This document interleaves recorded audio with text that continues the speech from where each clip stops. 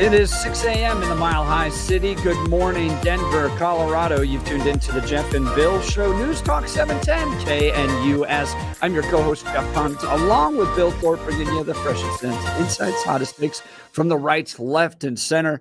Congratulations. You're waking up in the greatest country in history. Let's get to work. We've got a whole show planned for you. So grab your coffee, Denver, and let's dive into the issues that matter most to you right here, right now. We've got coming up here, we're going to be talking the fire, which is just wild. I mean, compared to how cold it is in Colorado today, the folks out in California, I saw this, that the flames are moving 2 to 3 football fields a minute. That's how fast. Jeez. This is 100-mile-an-hour winds that are blowing these Santa Ana winds. These are warm winds that blew into California. I went to college in California. Remember these? They're very weird. It's like 70 degree winds. And then when it's blowing this fast, 100 miles an hour, yeah, these fires are huge. I've posted on my X account maps from the LA Times of these fires. So if you want to see where they're burning, and there's 4 of them. There's the Palisades, the Eaton, the Hearst, and the Tyler fires. And so they're kind of across Los Angeles in mostly the kind of wooded areas, not the high density populations, but they are having to evacuate, places near Pasadena, California, for instance. But it's kind of up in the hills where these things are primarily burning. And then in between Los Angeles and Malibu, that section along the Pacific Coast Highway, mandatory evacuations, big fires. But now firefighters are reporting, and this is coming from the LA Times, that the hydrants are running out of water. Yeah, so this thing is 0% contained. Please be praying for all the people affected by this, because it is, this reminds me of what we saw in Maui, where it's just consumes, and they can't stop it, and it just goes from house to house to house. And these guys are doing their best up there, these firefighters, but holy cow. This is scary. Yeah, this is a very scary one. And isn't it supposed to be the rainy season though at this time too? I know they're going through a bit of a drought, but it should be rainy season, because Santa Ana winds, and then you're right. During this time because we're in January. And so it's their winter. Mm-hmm. So it should be rainy and wet at this time too, which I think is another bit of a problem. But we'll get into Trump's press conference yesterday. I also want to cover this wild Billy Bush interview with Billy Bush and Tucker Carlson, where you get the kind of behind the scenes on that Access Hollywood tape that was released back in 2016. Remember that? Donald Trump, Billy Bush on the Access Hollywood bus. All those details were released in a conversation between him and Tucker Carlson. We'll get into that.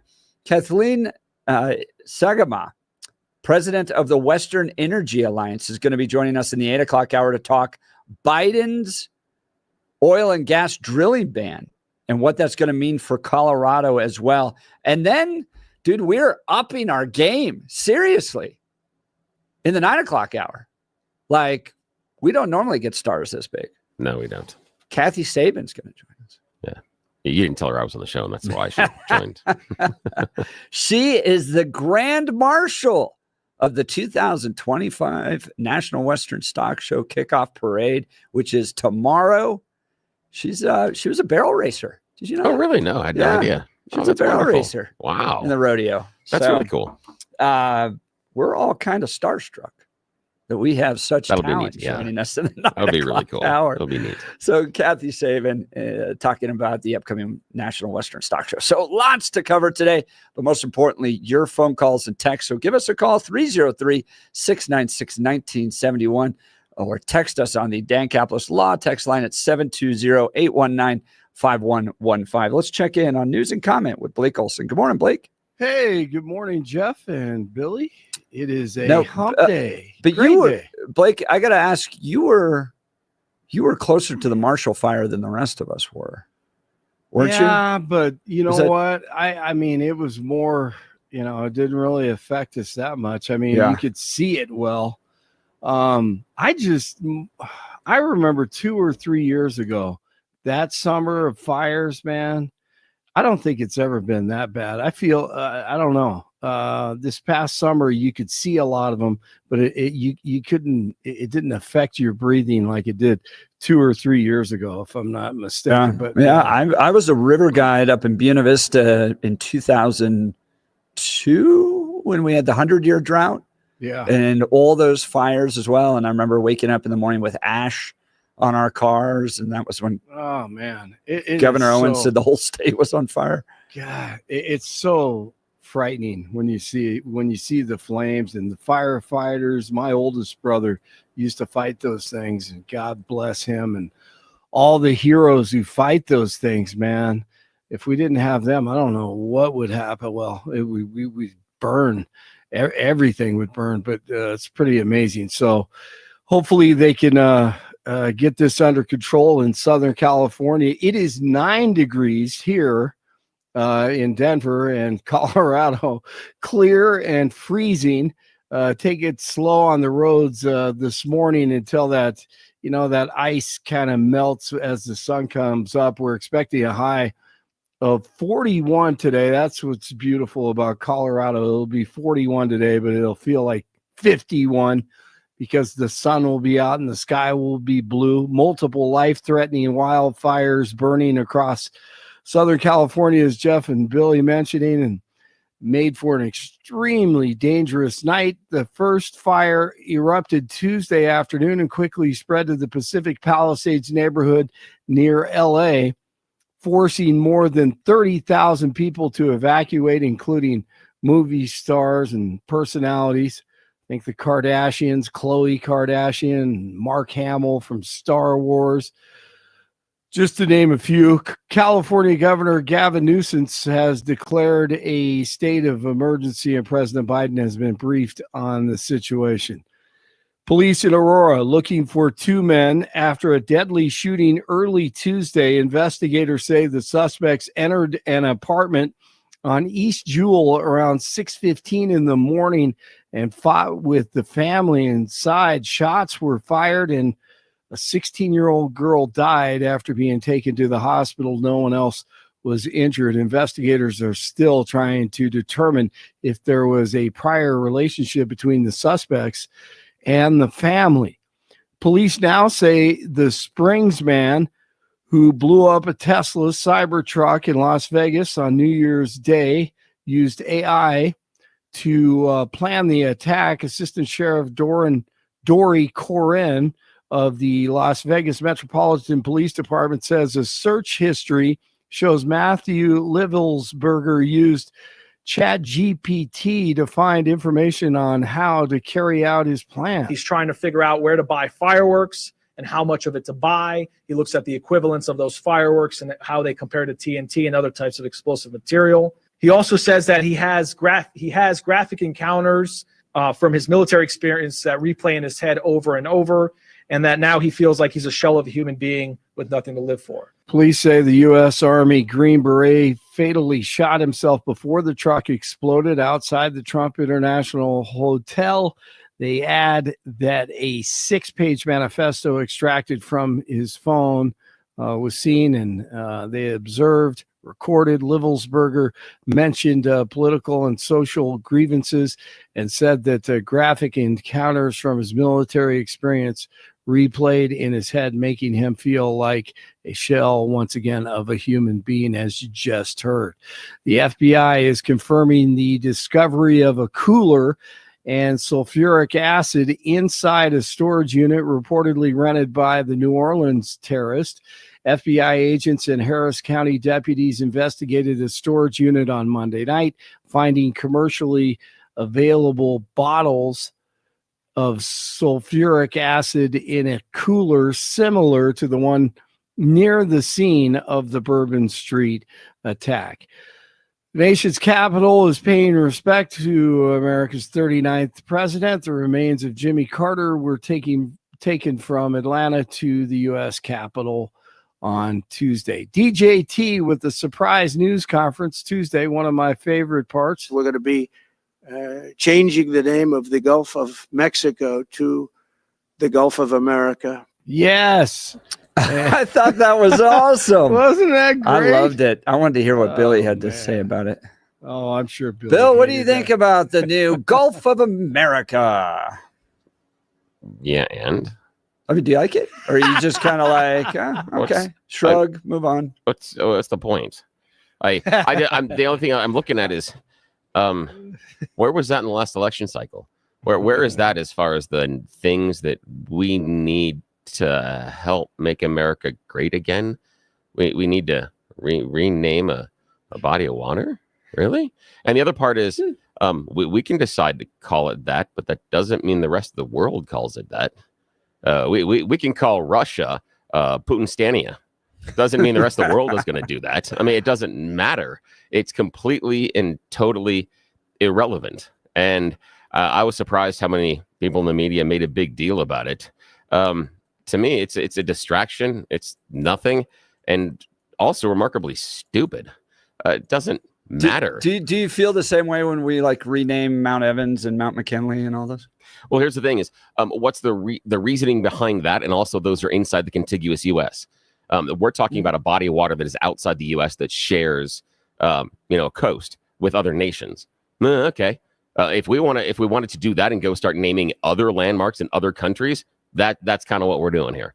The fact that we can name whatever we want in our country, fine. That's different than renaming a body of water that is outside the contiguous borders of the U.S. and shares borders with other nations.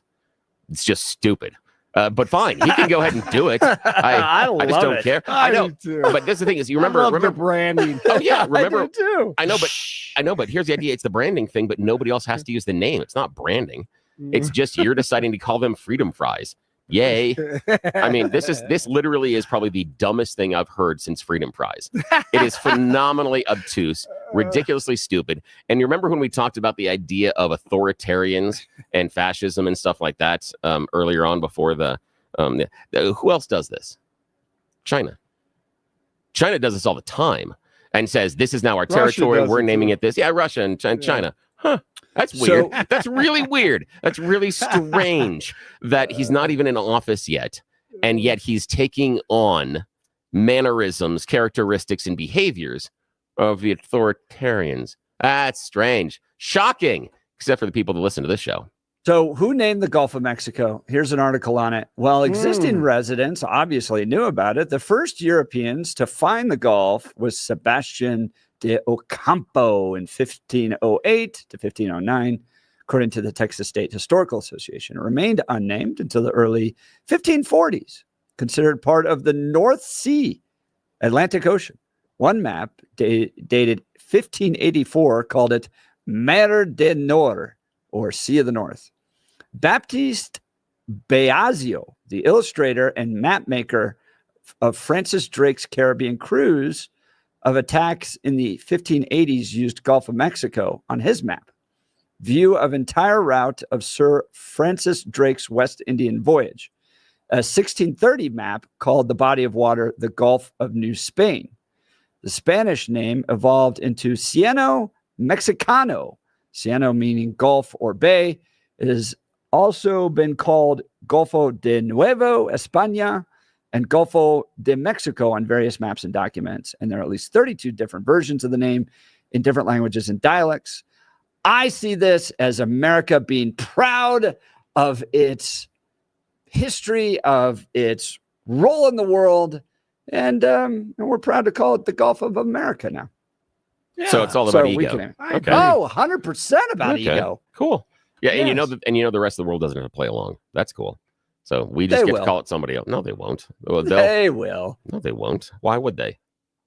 Because we're America, baby. Depends how many times you say it. I like it.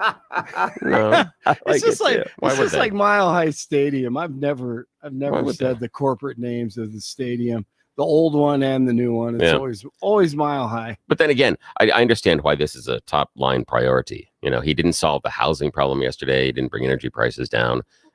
He said he could settle the Ukraine-Russia war in 24 hours. Huh. That didn't happen. But now we're changing the name of a body of water. Wow. I love it. We're making America great again. Well, you don't have to Yeah. call it What? that if you don't want to. You can call it Gulf of Mexico, but he says, "Hey, we're gonna change it to Gulf of America." Same thing. Great. Let's change all the planets to name them after Trump's family members too. As long as we're being stupid about it. Speaking Fine. of Greenland, And just dumb as hell. Yeah, Donald Trump Jr. Yeah, he was in the plane. We'll do that in a couple hours. I don't have that right now. But how about Panama? Here's what he has to say about the Panama Canal. The Panama Canal is vital to our country. It's being operated by China. That's not true. And we gave the Panama Canal I to think Panama. So. We didn't give it to It's China. not true. It's And just they've flat out not abused true. it. They've abused that gift. It should have never been made, by the way. Giving the Panama Canal is why Jimmy Carter lost the election, in my opinion, more so maybe than the hostages. The hostages were a big deal. But if you remember, That's also nobody not wants true. to talk about the Panama Canal now because, it's inappropriate, I guess, but because it's a bad part of the Carter legacy. But he was a good man. Look, he was a good man. I knew him a little bit, and he was a very fine person. But that was a big mistake. Giving the Panama Canal to Panama was a very big mistake. Huh? China's not running the Panama Canal, so his premise is wrong. Well, so 110%. you have two ports, major ports on either side of the Panama Canal that are owned by Chinese companies. Yeah. And they're at the entrance and the exit on both sides of the Panama Canal. Now, the actual people that operate the canal, yes, those are Panamanians. Yeah. But to say that it's totally false that China has no impact on the canal is not right either. No. But what did Donald Trump say? He said they're running it. They're not running the canal. That was his premise. They're not running the canal. You can't say that they're not either because they own two major ports on either side of the yes, canal. you can because they do not control. You're saying Hang on. the place in between where the actual people I'm manage saying, it. is run by I'm Panamanians. saying they don't control traffic going in and out of the canal. They have no control over that. They don't run the canal. They can't shut the canal down and say, sorry, no American boats today. They can't do that. They don't control the canal. But you also the more can't say important they have part, no influence over it. I never said they had no influence. He said they control it. And I said he was wrong. That's where I'm planting my flag. His words were they control it. That's not true. End of I think statement. it's not true to say they don't control it when they have some control over it. No, they don't. I think they do because because businesses in China are, as long as they're from China, they're involved with the government. Mm-hmm. No, right? No. I mean, you think it's a free market like we have here? No. See what you're doing. Like what you're doing is you're saying because China owns a port there, China obviously has influence on the government. And if that's true, yes. China has a giant manufacturing facility in Wisconsin. How much influence do they have over the American government? Not a lot, but they wait, definitely hang on a second. You can't say well, that. actually, right now they have a lot. Where is it? No, I understand the funny, the funny haha here. But that's what we're talking about is the idea that he said they control, they don't control it. He's not correct on that point. The other part that's more important in that is he said it's vital to national security, so we need to have it back. That's really weird because that's the same premise that Putin offered for Ukraine as far as why he had to invade. And he offered a bogus reason as well. Trump's going to invade Panama? He has said it. He said it's a possibility. But do you think he really is going to? No, because I don't think so either. I don't think the military. I don't think the military would allow him to do it. I don't think the American people want an invasion. No. I think what you're getting is negotiations over the cost of running a ship through the canal. Wait, and Trump wanting to lower that. Hang on a sec.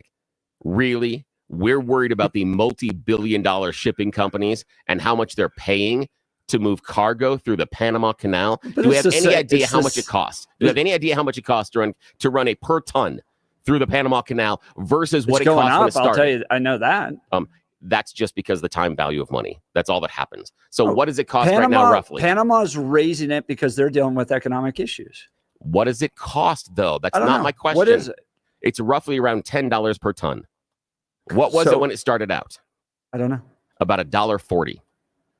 That means that over the time value of money, it is ridiculously inexpensive to get through the Panama Canal. If the value would have risen the same way it normally does over the arc of time, it would be running us somewhere around $30 to $40 per ton to run through the Panama Canal if it increased, but it's going as up. it should. And that's going to be passed on to the consumer. If it increased at the same rate things normally do, they'd be paying $30 to $40. Then you've got an issue.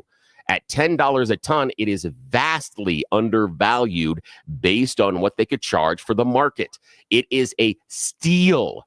They are practically giving it away for you to run through there. They're not looking to make revenue off of it. The whole idea that it's too expensive to run cargo through Panama Canal is bogus on its face, because you can just look at how much the cost has increased from when it opened to where it is now versus other costs of goods and services. But Bill, it doesn't even come close to keeping up. You're making the argument that because it doesn't match inflation, therefore the business should be appreciative of the fact that they're getting not being charged as much, but I understand it's going up, but at least it's not the cost of inflation. Yes, this is still costing businesses in America, and Donald Trump is negotiating on behalf of those businesses. Multi-billion-dollar shipping companies, they're not hurting to scratch two pennies together.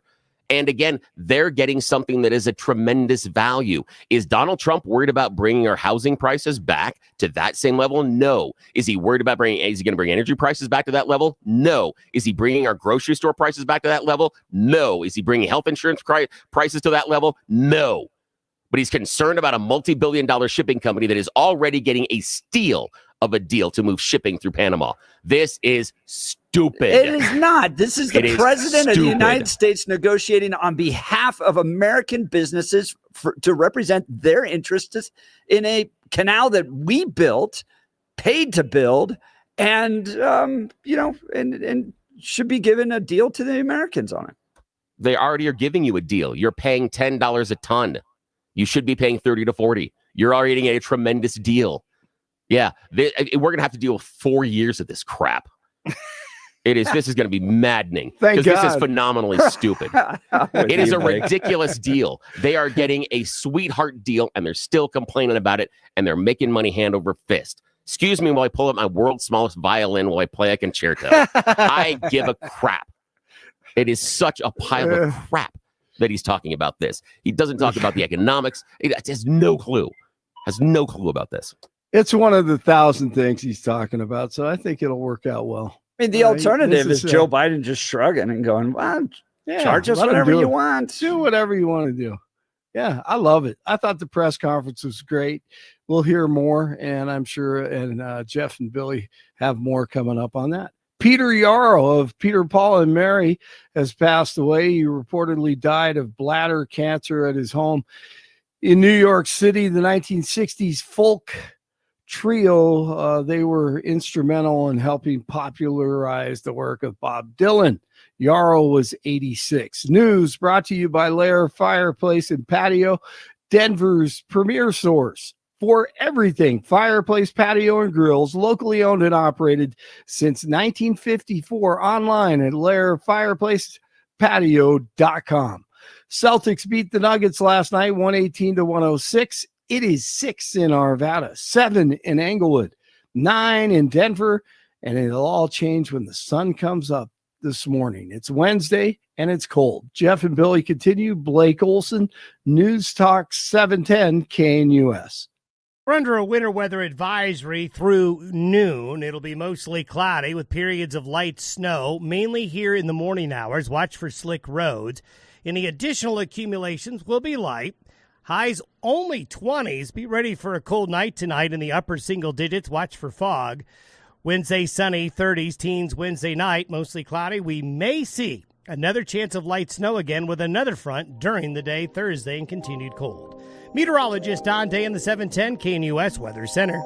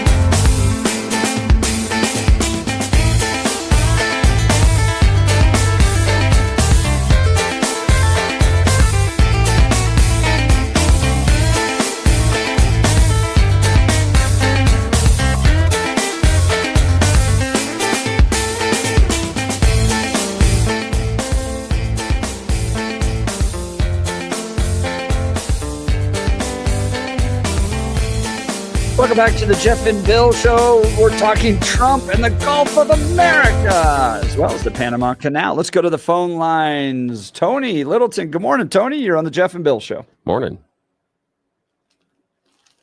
So I've been listening to the argument, and you perceive this as America showing its strength. And this, if anything, is an embarrassment to America. This is showing we no longer care about leadership. It becomes a game of we're just another bully on the block. Putin's a bully. She is a bully. Now Trump is saying we're going to play like a bully. What are we bullying? Who are we bullying? Well, Trump is.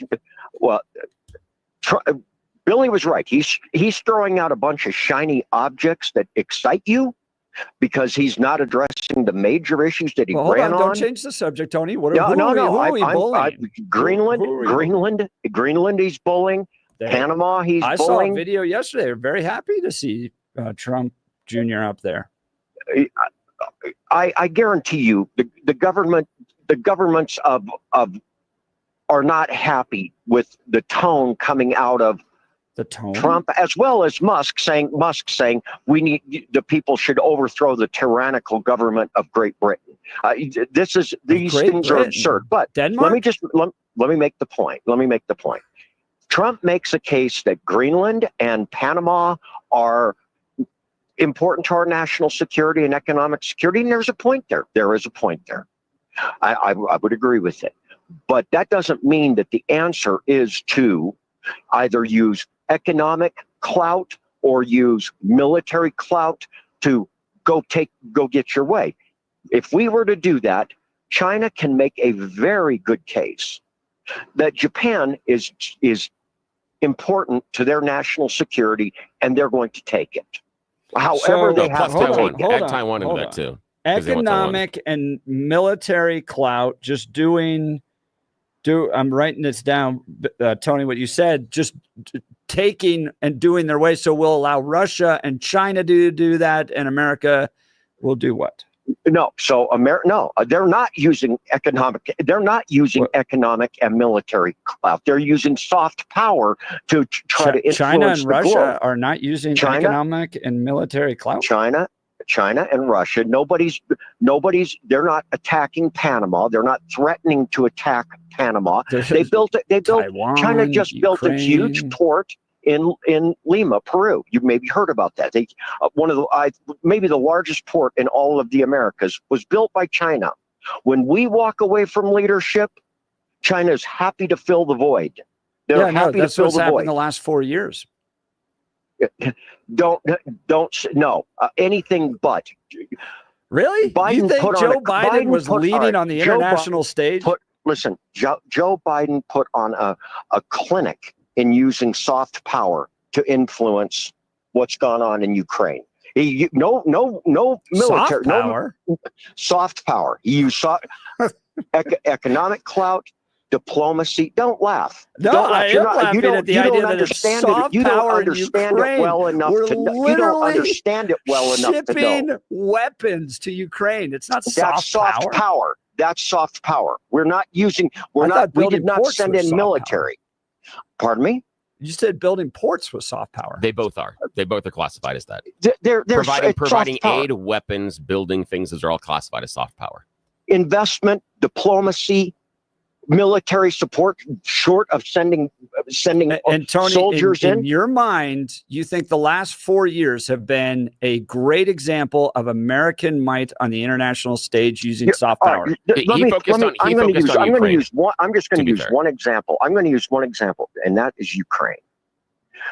We used every bit of the soft power, all the types of soft power that we have to influence, to support Ukraine, and to get all of Europe behind us, and the Eastern Rim of Western democracies behind us in sanctioning Russia. And now Russia's having a hell of a time trying to take Ukraine. Did we have to do that, you think? Yes. You don't think this could have been negotiated? You know what? In fact, this kind of ties to Carter. You think the billions of dollars spent were better than having a conversation? They were not having a conversation.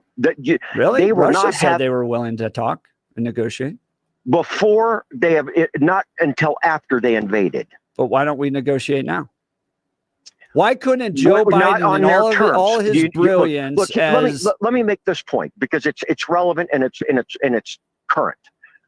Carter died. He is the last president to have served in World War II. Every single president from Eisenhower to H.W. Bush served in World War II. All those presidents, along with the two that ran it, FDR and Truman, along with 4 of the 5 boomers that followed, understand the importance for America to take leadership on the world stage. Trump is the first one who does not understand that. And now let me finish this point. You don't think that he's taken leadership? NATO has been strengthened dramatically because of Trump. Under Biden, Trump. 2 more countries have come aboard. Trump eroded NATO. No, he didn't. Trump got these other countries he eroded to pay more. He eroded the NATO. You make stuff up. It's almost embarrassing. I don't make stuff up. He got countries to pay more. That's a fact. No, NATO. You know what? Obama put heat on them. Trump put heat on them. But the biggest gains were made under Biden. Those are facts. Those are the facts. All those countries, I swear to you now, they desperately wish Biden was going on. As lame as you think he is, they wish they don't have were to still pay the leader. As much. It's no. They sacrifice. What other sacrifices have they made that you're not aware? Tell me about the great sacrifices of France and Germany and Ukraine. The NATO countries sacrificed 2 things that Biden, our government, acknowledges. One, they cut off cheap oil to themselves from Russia and are paying that price. Yeah. And we're trying to replace it. And we are filling in and we're getting natural gas to them. Another Other reason to countries are coming in to negotiate. supply them, but they took a personal hit by cutting off gas so Russia wouldn't have the revenue. 1. 2, they're hosting millions of Ukrainians, and you don't hear them bitching about hosting Ukrainians that have been pushed out, the women and the children and the old people. So they're paying a price beyond what they're investing. In my mind, Tony, all the reason more to figure this out and negotiate. All right, Tony, appreciate the call. We just got full lines. We got to get to all of them. Tony's line will be open 303-696-1971. We're dancing all around. Let's go back to Panama Canal, okay? So here's what's happened in the Panama Canal. All countries are charged the same rate no matter what goes through, okay? But the United States uses the Panama Canal more than any other country because it saves 25 days on a cargo ship that doesn't have to go all the way down to the coast around South America and then back up. So it's really, really important to do that. Now, Panama Canal implemented a new auction system. The traditional price to get a cargo ship based upon size through the Panama Canal was somewhere between $60,000 and $300,000.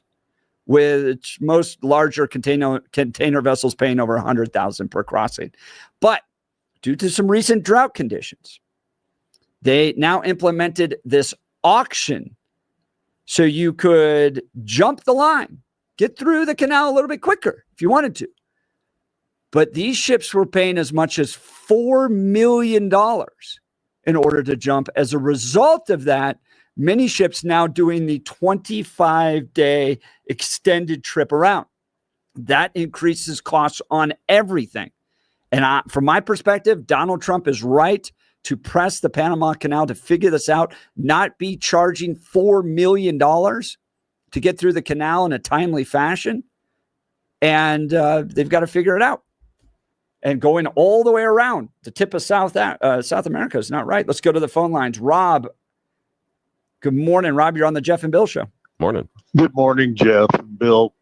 And Bill, I want to give you kudos. I don't agree with you very often. I think you and I could find consensus that the sky is usually blue and that we do get some snow here in Colorado. But other than that, sometimes your dedication to being the fella that's trying to be the provocateur, perhaps, of the discussion kind of gets you out far to field, I think. But I do appreciate a lot of your insight, and you do balance the show. As to the Panama Canal, I'm young enough to remember, or old enough at this point, to remember when I was young and President Carter gave it away. And even though I was young, I thought, what are we doing?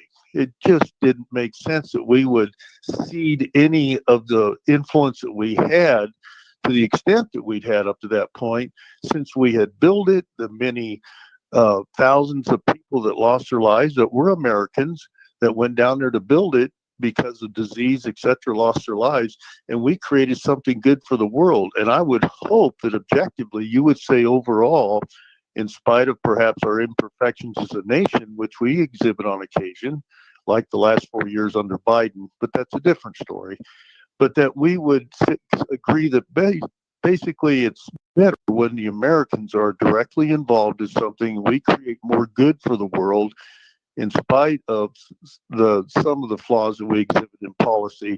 And I just think that the whole idea of President Trump creating all this discussion, I sat down last night and watched most of his news conference again yesterday, and it's actually very insightful to me to watch him deal with different issues off the cuff and how the press pushes him, and yet he creates all this media firestorm about stuff, but it's just common sense stuff that we've kind of avoided as a nation with the deep state and the resident bureaucrats that reside in DC and create policy. And I just have a real issue with us getting so excited about him pushing to make Panama more of an American interest again. We did put the blood, sweat, and tears in to build the canal and to create the thing that it is. And I do think that we should have an outsized hand in the way that it's run. And when the Chinese are involved, they do perhaps perhaps some good, like Tony's pointing out the port in Peru. But I wouldn't think that they expect that that's just a charitable gesture. There's going to be heavy-handed political and financial pressure put on the people in Peru, I'm sure, when the time is right, to where they're going to get their money back. Rob, what do you do with Japan? Should Japan become the U.S. 51st state? And the reason I'm asking that, and Rob, the reason I'm asking that is because you talked about the idea of loss of life and time and investment that America had, and then America putting the country back together, and it's better when America is involved. Same thing happened during World War II. The entire reason that America got involved, and then afterwards is the reason that the Japanese went down to their knees, and then we spent American treasure and time helping rebuild their country. Same thing, man. Correct. So we could take Japan too. That's the issue. That's why this is a farce that is built upon wishes, dreams, and kitten tears. It is ridiculous on its face. We've been involved in the Panama Canal since Jump Street, and we do military exercises with them. We check in with them economically. We are very involved with it. We've been running for more than 25 years, I believe. We've been running mutual military exercises down there to defend the Panama Canal. We are very, very involved. I disagree with the idea that this is something that we have necessarily. I understand the idea of it giving away, but I think that we don't want to have America down there having to quote unquote run the Panama Canal all the time. And to Jeff's point, Rob, I appreciate the phone call. We got to jump here in a second. And to Jeff's point about them, have charging so people can jump the line. That's what Disney does. We do it here with express tolls. We do it all the time. We have TSA screenings that do that. And now America thinks that's a bad idea. I disagree. Yeah. That's how we function all the time. They're using our system and a system that works all the time that we take advantage of, and now we're bitching and moaning about it. I'm sorry. Again, I'm going to go get my violin, and I'm going to play a little bit during this commercial break. It increases the cost on all of our goods, and the president's negotiating on behalf of the American people and American businesses. I don't see it as a bad thing. How does it increase our cost? They don't have to pay to jump the line. They can do it if they want. That's on the shipping company. That's on the shipping company. And you sit there and you allow all these other ships to go because you're going to pay the standard rate. Yeah. Well, you're just going to have to pay staff more. Your goods are going to get there slower. Of course, it's going to increase the cost. But you were saying that it was this huge thing. So the business has got to balance that out. Which one is going to cost them more? Sitting there, or are they going to have to pay the extra money to get through? That's a business decision. Right. They get to make it. Good job. Yes, make the business decision. It is costing Americans more. I don't blame the president for wanting to prioritize the American people and try to negotiate a better deal for them. All right, we'll listen to your calls. You Choose the News is coming up. You're listening to The Jeff and Bill Show. This is Denver's Talk Leader, News Talk 710 KNUS.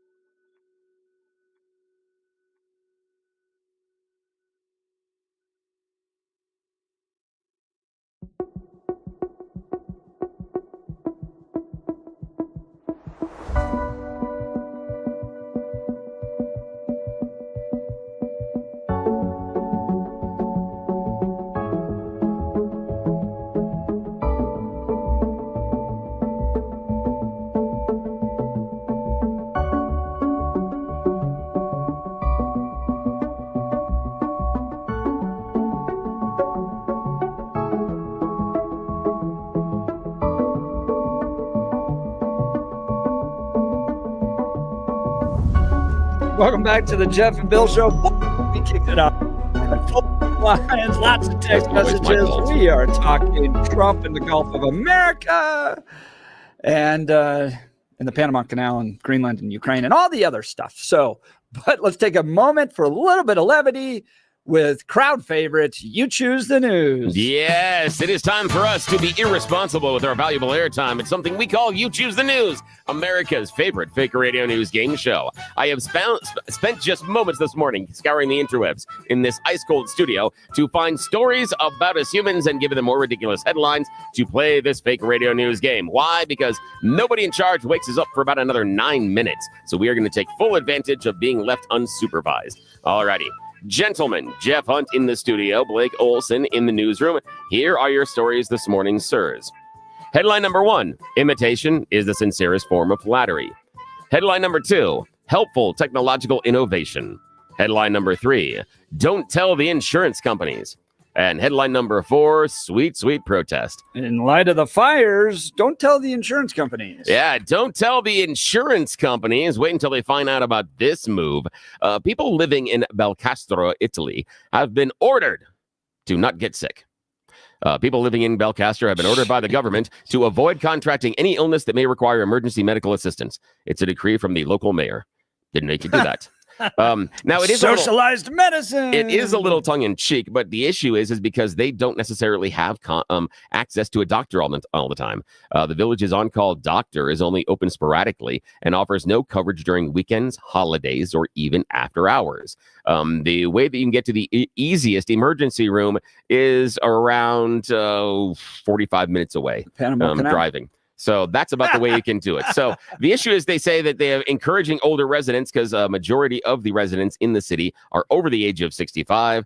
They say do not engage in behaviors that may be harmful and avoid domestic accidents. Do not leave the house too often and do not travel. Do not practice sports. A whole bunch of other stuff here. So they said rest the majority of the time. They just outlawed being sick. Didn't know that was a thing. Didn't know. Wait until Dr. Oz and RFK Jr. find out about that. Yeah, people start going back to church for the healing. Yeah, yes.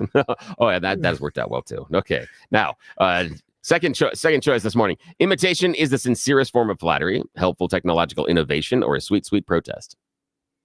Sweet, sweet protest. Sweet, sweet protest. Yes, we are going to South Korea for this one. According to a report by a major convenience store chain, sale of Hershey's Kisses are going gangbusters inside of South Korea. It's up by nearly 10% week over week.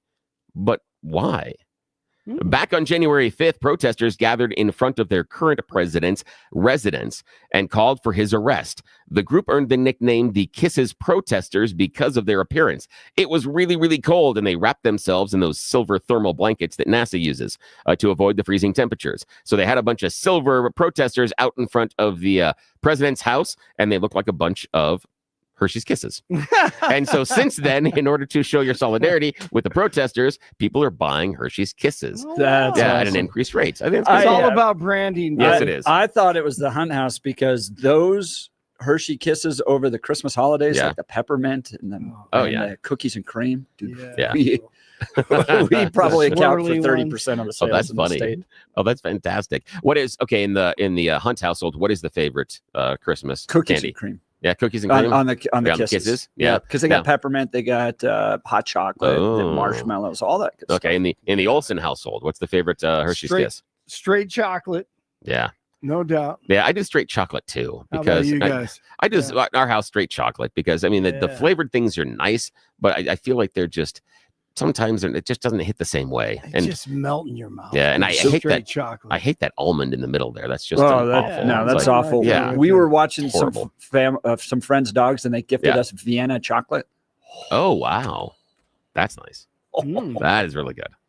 It's got to get the dark chocolate, though. Okay, here we go. Final choice this morning, sir. Imitation is the sincerest form of flattery or helpful technological innovation? Insincere flattery, please. Yeah, imitation is the sincerest form of flattery. Microsoft would really like you to use Bing. Pretty please. Can you just use Bing? You get a new computer, they hammer you with it. Yes, it's installed in all sorts of Windows products, but nobody's using Bing. In fact, the primary search on Bing is for Google. So Microsoft has decided to do something else. If you go onto Bing, you can try this today. I've been seeing it for the last couple of days, and you search for Google, Windows pulls up a fake Google search page. It looks like Google. They've got the little graphic. It goes all white, and it has a little picture at the top and gives you a search bar.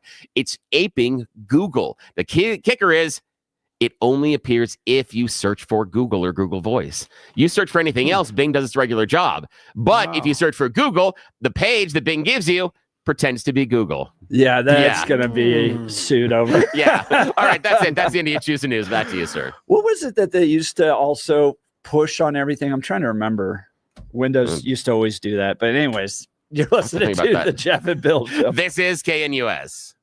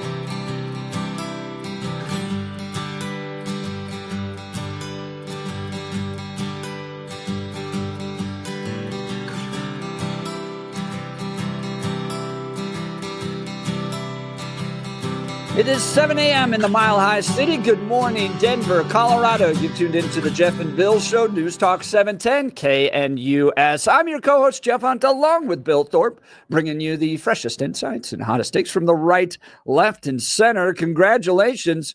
You're heading to work in the greatest country in history. I know it's cold, but God, thankfully, we are not having to deal with what the people in California are dealing with.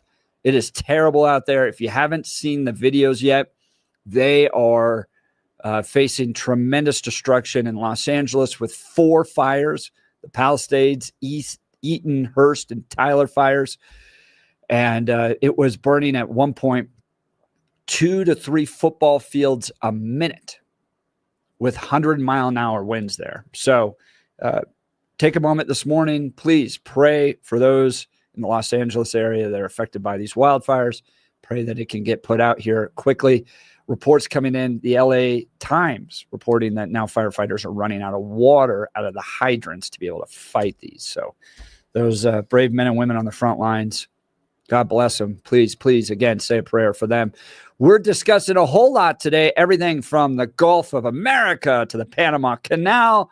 In a minute, we're going to get to Billy Bush and Tucker Carlson's discussion on what really happened with that Access Hollywood tape, which was fascinating.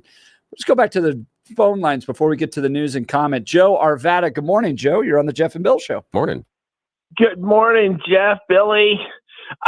Before I comment on President Trump's genius press conference, I'd like to give you a little joke here. President Carter is lying in state. But did you know that after he lies in state, he's going to go get retrofitted with AI and become the deep state candidate for 2028? Combination with CES. Watching all the tech stuff there. Slogans. 4 years at Bernie's. I feel like we already just lived through that. Oh, that's true. Okay. So President Trump, just for you liberals out there, you just witnessed real genius at work. And let me just say this, this is all the takes that are going on is just pure, just sugary sweet to all conservatives right now. We just love listening to this. This is the same kind of hand-wringing that was done before President Reagan took command. And it is exactly what President Trump loves, I think. And anybody that has predicted President Trump's 4 years coming, we are just lathering in it. It's fabulous. Go for liberals, go read Atlas Shrugged. You always tell us what to read and we get this liberal tripe. Please go read Ayn Rand and find out what true genius is about. The ideas submitted in that press conference was more than Joe Biden's entire life. Does it matter, Joe? Does it matter, Joe, that a handful of those ideas were on face just absolutely stupid? I mean, shouldn't that matter at least a little bit? Only to you, Billy. Only to you, brother. No, Joe. On the face, they're stupid. The ideas are really Tony dumb. and Littleton too. Oh, sorry, shouldn't have mentioned his name. But Joe, I mean, renaming it to the Gulf of America is on its face very stupid. The idea of trying to take over the Panama Canal is also stupid. You know what you told me was stupid? President Trump was going to be our next president. Oh, Remember? Yeah, I was wrong about that. You guys told me. Wait a minute. You told me also that Liz Cheney was going to be emblematic of our future Republican Party. No, I didn't say that. I didn't say that about Liz Cheney because she was kicked out. There was indications. Yeah, people could, but it. no, I knew she was kicked out of the party. She was going to be an apostate. But but the please. idea, she's a coffee girl at CNN now. But the idea that naming it Gulf of America, it's on its face stupid. I mean, it's a dumb issue. And here's what you miss. Okay, please explain it to me. This is what true genius does. Yeah, is they blow up the minds of the idiots. And let me just say this. the idea that it was named Gulf of Mexico, no, that was the actual, wrongness because of this reason. Once America took over, and that's what we did, we took over, then the labels should change. Just like Ukraine. Was Ukraine always Ukraine? No. And what does Ukraine mean? Billy, I've told you about 5 times. What does Ukraine mean? I don't know, nor am I. Why is it germane to this conversation? You never do remember. No, here's what it means: it borderland. I know, it means borderland. Yeah, and it was named by the Russians. Yeah, it was named by the Russians. Now, let me ask you a question: what happened to Bagram Airport? What happened to Bagram Airfield? Joe, this is a really fun. This is a great question. Hang on, no, Joe, this is a really fun. Goodness. No, Joe, this is a really, really fun thing. Let me ask you questions. No. The issue is it is irrelevant. What back happened to Bagram Airfield? No, it isn't. The Yes, Panama Canal. The Yes, Panama Canal. Yes. But just a second. The Panama Canal Yes. is being taken over by the Chinese. Yes, what that's not do you happening. not understand? Yeah, that's not happening, but that's okay. You can tell yourself that all that's your time. what liberals do. When they can't answer, they stick their heads in the ground like an ostrich. No, I'm telling you, no, they're not taking over. They don't run the Panama Canal. Donald Trump's wrong about that. Well, they took over Bagram Airfield. The Chinese or the Panamanians? Yes, the Chinese. Okay. And did they name it? Did they name it the because China? Did they name it the China Air Base? Liberal that ceded it to him, just like Jimmy Carter. Did they name it the China Air Base, just like we can rename the Gulf? Because I have no idea why this is germane to any part of the conversation. Something. Yeah. I don't know what the new name is, but you'll have to ask the Chinese because they're the ones that control it. Yeah, and we started here with Donald Trump being a genius, and now we're talking about who's renaming Bagram Air Base. Let's talk about some of his genius ideas. The Gulf of America, how hard will it be for a cartographer that puts print on a map to change it from, let's scratch out Mexico and put America? How hard is that, brother? It's not necessarily, but there's printing costs. But here's the idea. Guess what, Joe? We don't control what the rest of the world calls something. China all the time renames stuff around them, and we don't turn around and use the Chinese names for it. So just because we decide to call it just because we call it the Gulf of America doesn't mean anybody else in the entire known world. Well, we haven't had Donald Trump in office long enough, but he can't do anything about it. He can't do anything about it. He doesn't control that. You can't do anything about it. No. Hey, I got a question for both y'all. This is a good text message from Jason in Denver. Should we change Colorado to an English word? Well, if the Chinese start taking control of it, probably. And I wouldn't be surprised that they do because they're infiltrating California and Washington in droves. Okay. Interesting. Oh, yes. Well, the Chinese are infiltrating California and Washington in droves. If you haven't noticed, they're buying all of the real estate around key crucial components of our United States. We need to stop it now. But that's capitalism, isn't it, Joe? Isn't that the greatest thing in the world? And I appreciate the phone call. It's capitalism. They're coming in, they're buying it. Isn't that what we're supposed to do, is to sell it to them? Not to another country. I think that's called an invasion. No, not at all. Why is it called an invasion if another country comes in and just buys land? That's just buying land. It's not an invasion. You don't think so? You don't think if another country just buys up the land? If we went in and we purchased plots of land in Germany, we're not invading Germany. So we're just buying up Greenland then, huh? It's not invasion. It's not an invasion. We're just buying up Greenland. I don't understand the you don't think there. If we bought up Greenland, we wouldn't own Greenland? No, is that an invasion? Are we invading Greenland? Well, it would be if an invasion? If they didn't want it, yes. Oh. If they didn't want us to take it over, if they didn't want to join the United States, sure. But if they and sold so it China's to us, just buying up land in America. If they sold it to us, are we invading the country or individual people? Just no, in general, we're invading. Are we invading Greenland if we buy it? No. Okay, well then, how come if China it buys land here, it's invading here? Because you just said it wasn't if we did it to Greenland. So why is it an invasion in one case, but it's not an invasion in the other? Because we don't want the Chinese here. Yeah. I think Greenland would like to be a part of the United States. So it's a rationalization. No, it's not it has to do with the will of the people. No. They live Hang there. on a sec. You said you feel this. You don't have any indication anyway about the feelings of Greenland. But hang on, you started with the premise that if China, wait, Jeff, let me get through this. You started with the premise that if China buys land here, that's an invasion. So then I asked you directly, as opposed to capitalism. Hang on, can I get through this? Yes, sure. Hey, I asked you, and you said that's an invasion. Yes. I then asked you directly about if we buy Greenland, is that an invasion? You said no. Right. And all I'm showing you is the hypocrisy and the rationalization of your thought process, which is if the Chinese buy it, that equals invasion. Yes. America buys it, that's good. That's rationalization and that's hypocrisy. No, and that's okay. No, it's that's okay that you're good with that. And that's fine. You can live in that world and you can be okay with that. They're different. The Greenland people might like to be a part of the United States. I don't think we want to be a part of China. Maybe China wants to be a part of the U.S. And those Chinese people, they're buying it here, so they can be part of the U.S. Well, China, someone from China buying land is not an issue. The Chinese government buying the land is an issue.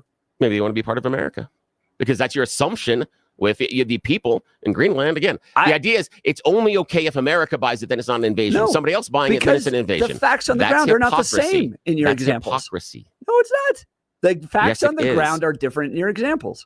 If Greenland was going to fight against becoming part of the United States, like organize, get weapons, and have a revolution against the United States, I don't want anything to be a part of that. I don't like if Greenland wants to be a part of the United States, that's fine. I think it's great. But yet again, in America, the Chinese government buying up land is an invasion because we don't want to be a part of China. Where are the armed people fighting the land thing there? Because your justification for the Greenland thing to not be any good was if the Greenland people were taking up arms and everything else. We're not taking up arms here, so we must be okay with it. Again, I'm only using your examples. No, we're stopping I'm using your examples. We're actually passing laws to stop it. I'm not against those.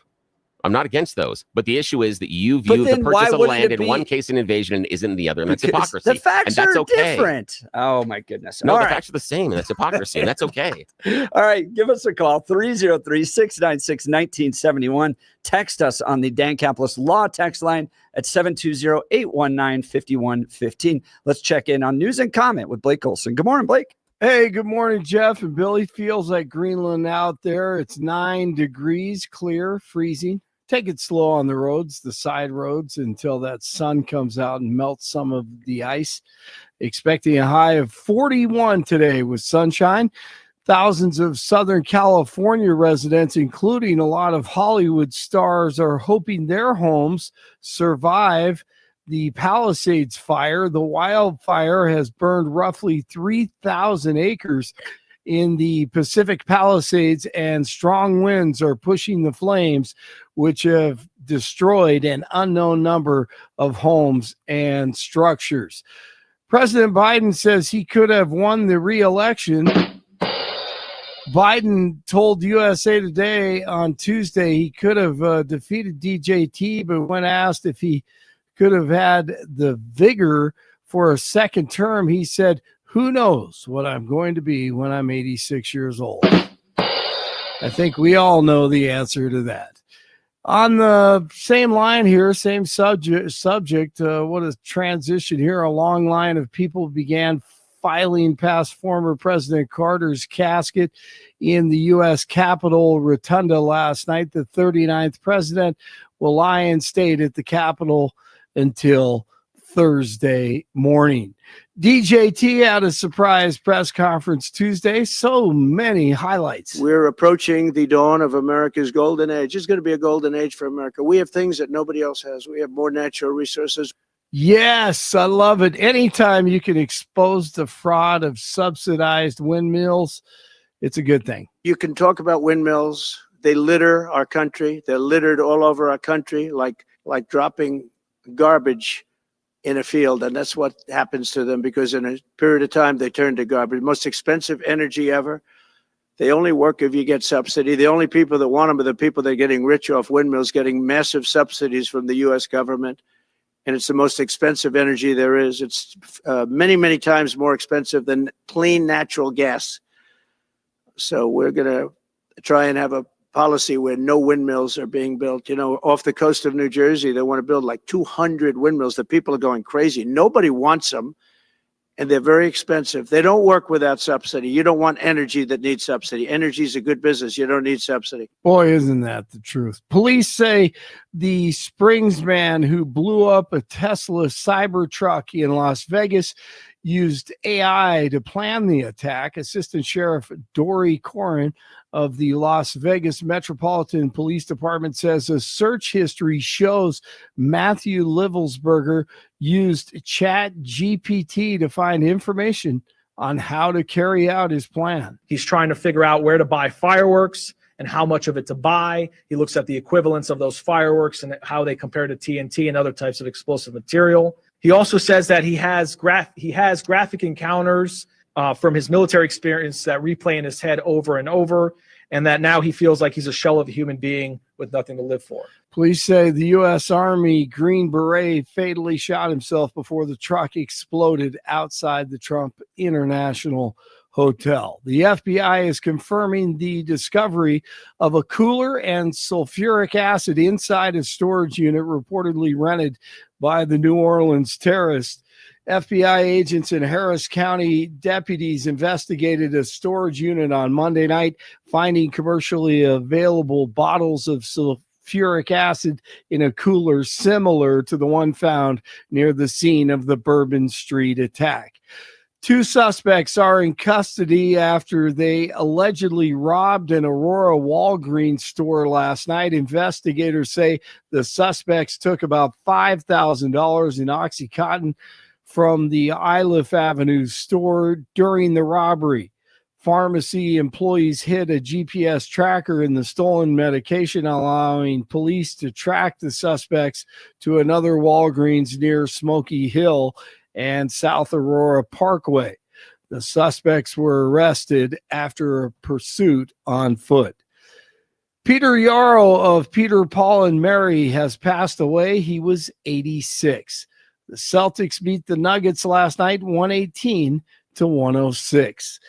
6 degrees in Arvada, Englewood. It's 7, and in Denver, 9 degrees. Wednesday morning, hump day. Jeff and Billy continue. Blake Olson, News Talk 710 KNUS. We're under a winter weather advisory through noon. It'll be mostly cloudy with periods of light snow, mainly here in the morning hours. Watch for slick roads. Any additional accumulations will be light. Highs only 20s. Be ready for a cold night tonight in the upper single digits. Watch for fog. Wednesday, sunny, 30s, teens Wednesday night, mostly cloudy. We may see another chance of light snow again with another front during the day Thursday and continued cold. Meteorologist Don Day in the 710 KNUS Weather Center.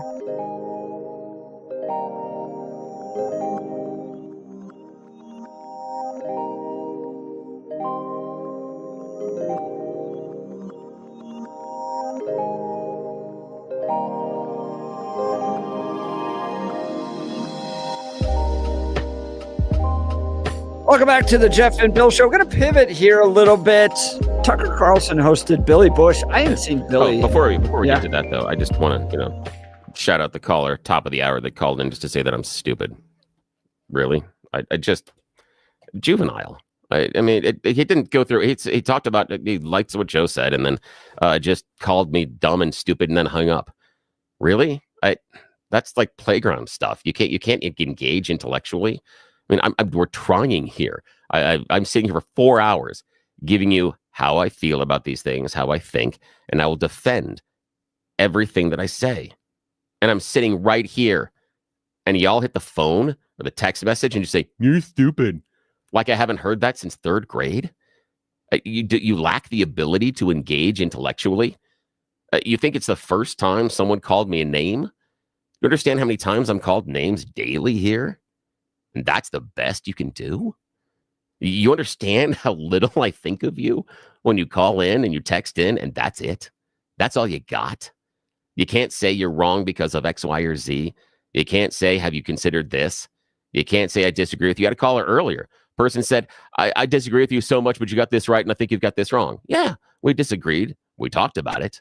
That's what we're able to do. A whole bunch of people sit there and call me names on the text messages, then you call the station. You spend the time. You take the time to pick up the phone. You dial 10 digits. You wait for that bloop, bloop, bloop, And then I answer, and then you just take that moment to insult me. You got that motivated, and all you got is to call me stupid and an idiot. I try harder. I can't believe, I appreciate the fact that you're listening, but spend a little more time. If you're going to actually pick up that phone and dial, more than something to just call me stupid. It's a waste of your time. It's a waste of my time. I just wish you could have done it on the air. That would have been fun. But, we get a lot of people that don't have the testicular fortitude to say those things on the air that they call me and say to me off the air or on the text messages. That's fine. But guess what? I'm sitting right here every morning. I'm sitting right here. Want to prove me wrong? Want to prove me stupid? Okay. There's the phone. So Billy and I get back and forth on this. And yesterday I was watching this hour and 40-minute conversation between Billy Bush and Tucker Carlson. At one point, Billy is talking about a very contentious conversation he had with Al Roker. So I actually went back and watched that. Dude, child's play. Oh, yeah. Compared to this right here. Yeah, exactly. I'm like, come on. Billy Bush was like, it was so tense. And Al Roker and I were going back and forth. It had to do with Ryan Lochte and the Olympics and all that stuff. Oh, interesting. And then I went back to watch it and I was like, dude, that's like the first hour on the Jeff. Yeah, exactly. That's the thing. And Jeff sits here and takes my crap daily for 4 hours. And he still shows up the next day, but someone else can't get on the phone. And, again, if it makes you feel better, if that's what you feel like, I told him I'm going off on my day. Great. I'm glad that you feel better texting in. Call in. If that's what you need that to get you going, that you feel better because you called me stupid off the air, go right ahead. I'll field those calls all day. But you realize that at the end of the day, they don't matter. Come in and engage intellectually. I get no problem defending it. And on the text messages, I've had people point out stuff and on air and go, oh, I was wrong about that. And I've corrected myself. There's one really good conversation I had on the text messages, and I've changed how I've perceived a couple of things because of things they've said and things that I examined because of their point of view. Not dogmatic, despite what all of you say, but it's so much easier to just call in and say, you're dumb. Okay. If you want the number, by the way, it's 303-696-1971 or text us on the Dan Caplis Law text line at 720-819-5115. All right. Billy disappeared for 3 years after the Access Hollywood tape. Bad tape. Went back and watched that again, too. And you remember just, it is offensive. It's locker room talk. It's not appropriate. Not going to play it here. But after that, Billy disappeared for 3 years. Couldn't find a job. Ended up in a lot of alcoholism. Found his faith. He talks about his pastor really bringing him out of it. But what was fascinating were a few segments out of this that I want to play. One was the releasing of the tape. So the Access Hollywood tape was created back in 2005. It was released in 2016. It sat in the vaults of NBC for 11 years. And they knew about it. Billy knew about it. Billy actually was probably spent more time with Donald Trump than anybody else. And he actually laughed when Donald Trump was going to run for president first because he just spent so much time. And you remember Donald Trump just kind of being a fun-loving guy, but not serious about politics and that type of stuff. And so didn't take it as seriously. But the timing of the tape was released to specifically affect a debate. So NBC had the tape, knew about it. In all their minds, the thing they remembered about it was Nancy O'Dell, because Donald Trump had a fascination with Nancy O'Dell, really, really wanted to get with her, took her furniture shopping. That stuck in his mind, in Billy Bush's mind, and the execs over at NBC. But they didn't remember kind of all the other stuff. And in fact, Billy says when they first went back and listened to it, they kind of chuckled about it because it was so offensive. But they moved on. And the releasing of the tape was timed to go after Trump. Listen to Billy Bush on Tucker Carlson. Okay, it's playing, but I don't know. Is the very beginning of Trump derangement syndrome. No matter what, screwing Trump is paramount above everything else. Yes. So I would have gotten the pass from the media and maybe still, take a little vacation, but be back still at the Today Show making lots and lots of money for, But I said, no, No, it's wrong. I can't have people look at me that I'm not the guy that's doing that to anyone. Yeah. I know the Trapping stakes and I know people with hidden how you cameras. want this election to turn out. I know how you want it to turn out, but I can't do that. I wouldn't do it to anyone. And they said, okay, we understand. And then they tried to get Access Hollywood. Okay, why don't you guys do a little version of this and put it on? And then I made a huge mistake. And I said to my executive producer, I said, Trump didn't know that this was on. Any other guest would not. I have no protectionism of Trump. I don't, I'm whatever. It's just wrong. And they're setting you up. You're going to become the fall guy. Trump's going to sue NBC for putting this thing out there because he didn't know he was being recorded. And you're the fall guy, you dummy. And they're going to fire you. And he went, oh my God, you're right. So he called back Andy Lack and he said, no, I'm not putting it on Access Hollywood tonight. That was a Friday night. No, Thursday night. Remember, that Sunday, the 9th, was the second presidential debate with between Hillary Clinton. They needed this out there before the debate. So Anderson Cooper's first question could be about sexual assault and Donald Trump perpetrating it. This is insane. So they release the tape, sit on it 11 years. They release it in just enough time, 3 days before a major debate, in order to drive the debate in an effort to harm Donald Trump. Now, part of the interesting aspect of this conversation is the history. So Access Hollywood is a division of NBC. NBC also owned The Apprentice. For years, Donald Trump was the top revenue driver to the tune of $100 million a year with The Apprentice show for NBC. So the background on the creation of that tape was Donald Trump did not know he was being recorded. He is being driven to his studio, to the NBC studio, to do a taping of The Apprentice. Access Hollywood has a bus, and they're taking the bus around the country because their studio's being refurbished. So Billy Bush is interviewing stars all over the country, and his job is to take Donald Trump from his hotel to the studio on the bus and have the conversation. Then they park outside the studio, and the camera guy gets off the bus and goes and waits to film the bus driving up. And then Donald Trump is going to get off the bus, go to an NBC studio. And in fact, it's a soap opera he's going to tape where he's kind of a guest appearance on a soap opera. And one of the soap opera stars is there to meet him as he gets off the bus. So Donald Trump doesn't know he's being recorded. Now, California law is that it's a two-party recording state. Both parties have to agree to being recorded. This is why you have all the conversation happening there about should NBC release it? If NBC releases it, are they going to be sued by Donald Trump? Now, they know this tape exists. They sit on it for 11 years because of why? Because Donald Trump is the cash cow for NBC. So if you think NBC has this great concern about the treatment of women and those types of things, wrong. They sat on this. They knew about it because they were earning $100 million a year off of him. This is all about money. Okay. Here's some of the history that Billy Bush gives. So especially strange for NBC, which, as you've said a couple of times, was the recipient of like all this profit. $100 million a year from this show. So like they love Trump, but they pivot so fast to hating Trump obsessively. Why?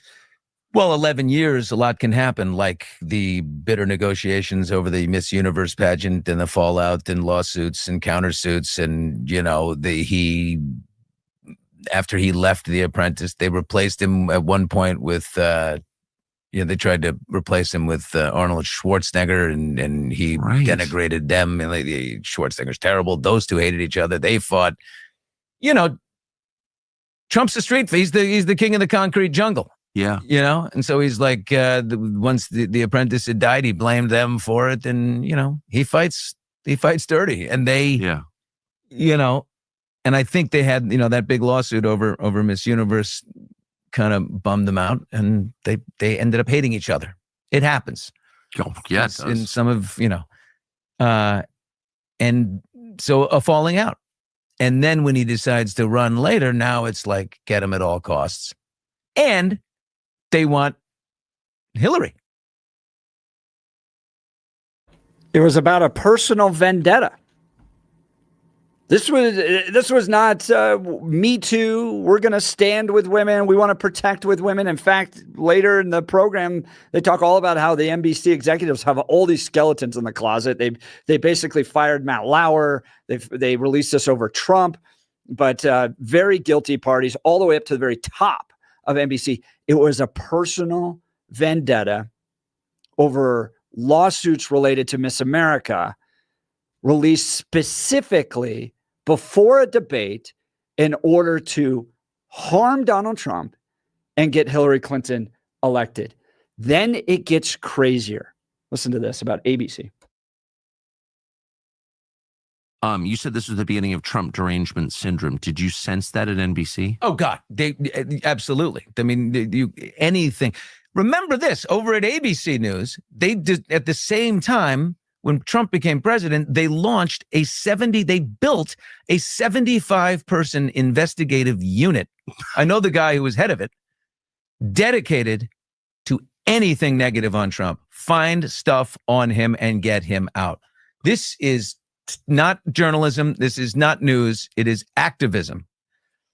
When you're calling journalism, it's total activism. What do you think that all was? The major networks. That's why, by the way, when NBC does the thing that they did, ABC and CBS don't call it out. They don't say, of course, you know, hey, what, you're competing with each other. I would want to pound my competitor. Yeah. You're like, look what you did. That was dirty, because all of them would have done it too, probably. You know what I mean? What do you think? They all shared that mission. They all shared that mission. ABC, CBS, NBC, 75-person research team at ABC to get anything they could on Donald Trump to take him out.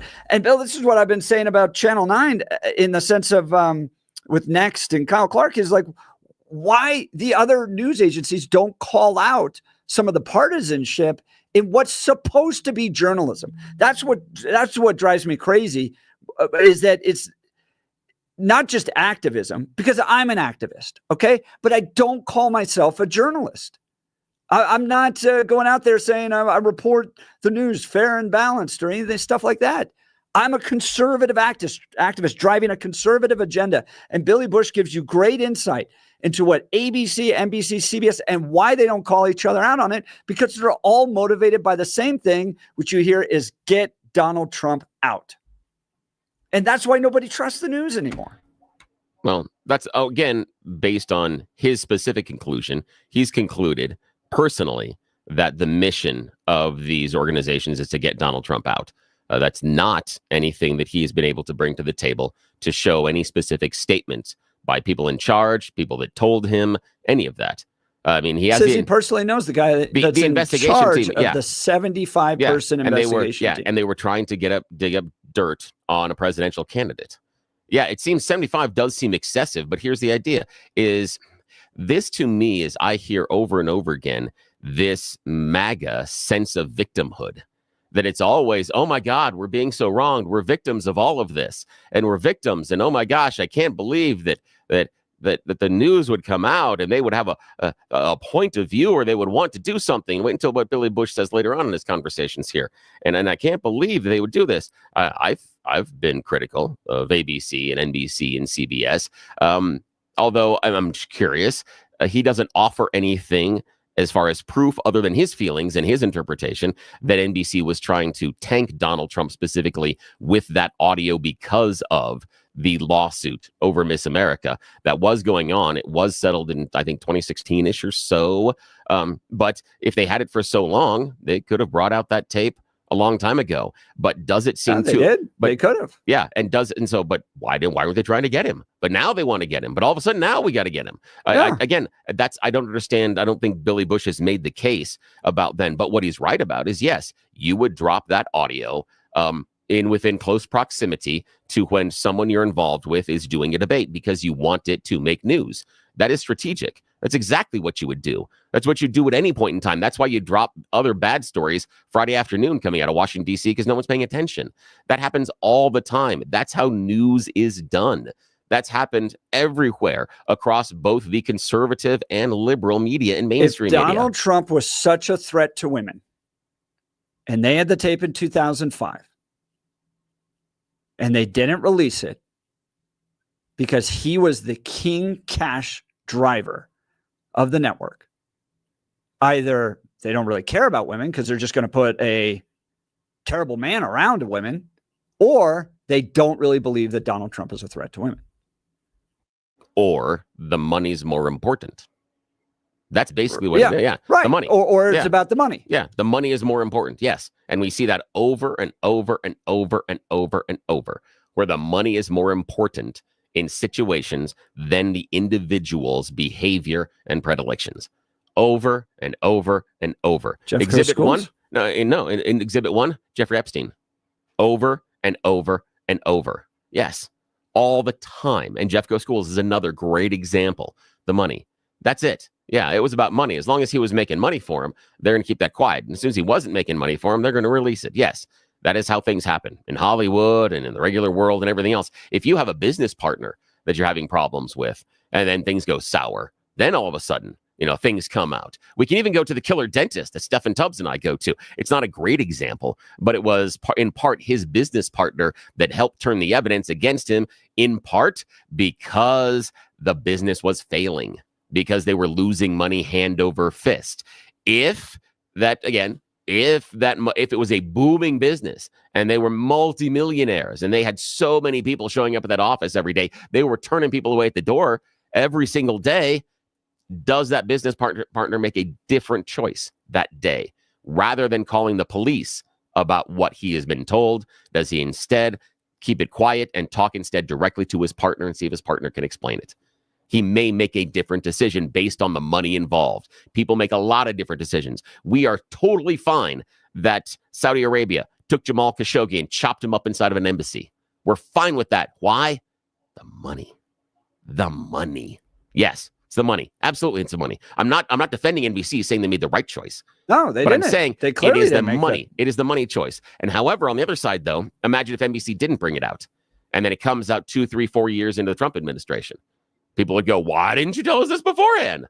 Isn't the whole thing about the Hunter Biden laptop is, oh my God, we couldn't see it for 48 hours. And that somehow changed the entire election because this is information people should have had beforehand. The argument, if it came out afterwards, would have been, this is information people should have had beforehand. Now, I'm not going to say it would have changed the election in any way, shape, or form, but I'm just saying that if it came out post-election, that would be the critique. Why didn't you tell us beforehand? Because we had a right to know. It's the same argument about Hunter Biden's laptop, and that was only held back for 48 hours. The release of that tape was done to maximize damage against Donald Trump, to impact a personal vendetta that NBC had, because they clearly weren't that concerned about him for the 11 years prior to it, because he was making a ton of money from it. And I don't think they thought that he was actually that big of a threat. What Billy Bush says in that interview is that they all kind of just brushed it off as kind of locker room talk, like Donald Trump said when that video came out. All right. I want to get next. How did it get from Access Hollywood to the Washington Post? Has to do with Chelsea Clinton's wedding. First, I want to talk to you about my friend Dan Kaplis and Dan Kaplis Law. Dan suggests you should choose a lawyer who shares your values, because who you choose to represent you in an injury case says a lot about you to everyone involved in the case. Dan Kaplis, he's the son of a police officer and a former seminarian who's dedicated the last 40 years of his life to helping people who are hurt in serious motor vehicle crashes.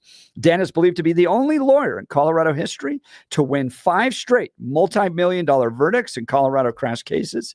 Dan is also believed to have won the largest truck crash verdict in Colorado history. Dan Caplis Law, the official law firm partner of the Denver Nuggets and the Colorado Avalanche. Dan Caplis Law is a serious firm for serious cases. Dan accepts righteous injury cases on a percentage fee basis so that he can represent good people from all walks of life without regard to ability to pay. So if you need Dan's help, give him a call. Here's his phone number, 303-770-5551. That's 303-770-5551, or hit dancaplisLaw.com. That's Dan, CAPLIS law.com. You're listening to the Jeff and Bill Show. This is Denver's Talk Leader, News Talk 710 KNUS.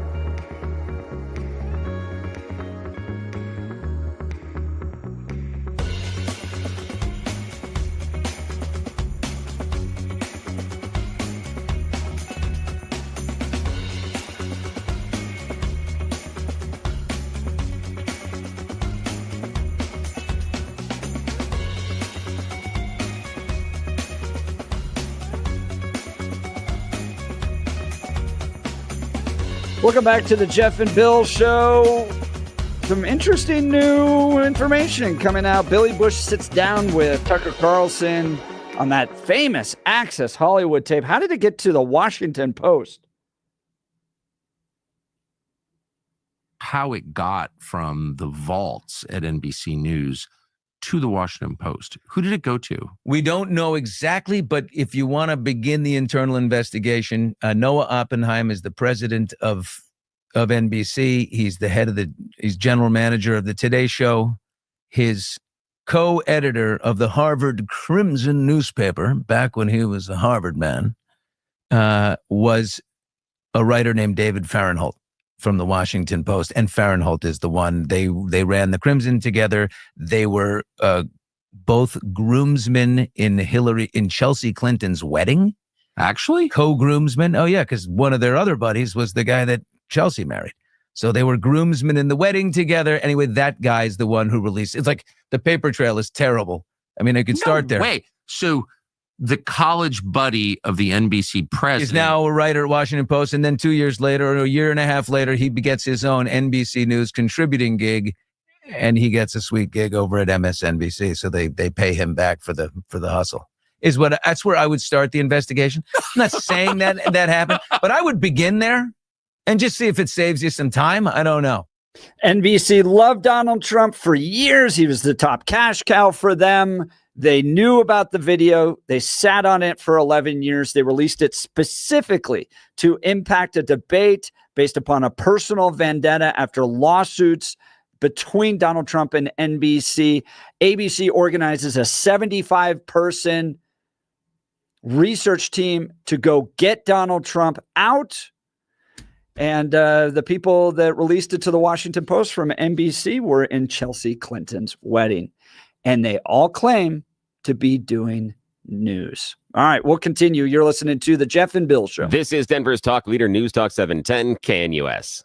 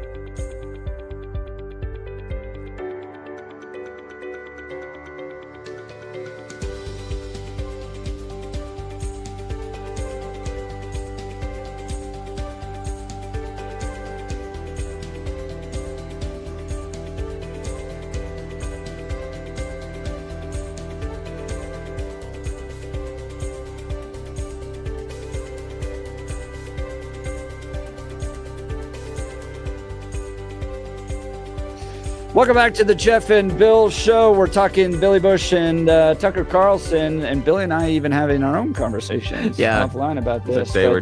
Here's the last clip on the death of television. People you still must know people in linear television at the Today Show or other places. Sure. How are they feeling about the prospects of their There's a few business? there's like a few big contracts left, but they're all shrinking. Like Stephanopoulos just renegotiated to come down. Everyone's coming down. They're all coming down to earth. Hoda left, but there's still plenty of $25 million a year people, like everyone on Good Morning America. But all their renegotiations come down. The whole thing is slowly, they'll always, for the next 5-10 years, I think there'll be a place for that morning TV, right? But not at these astronomical. It doesn't feel like it drives anything anymore. Well, it's so scared. It doesn't take an opinion. It doesn't take a position. It doesn't. They're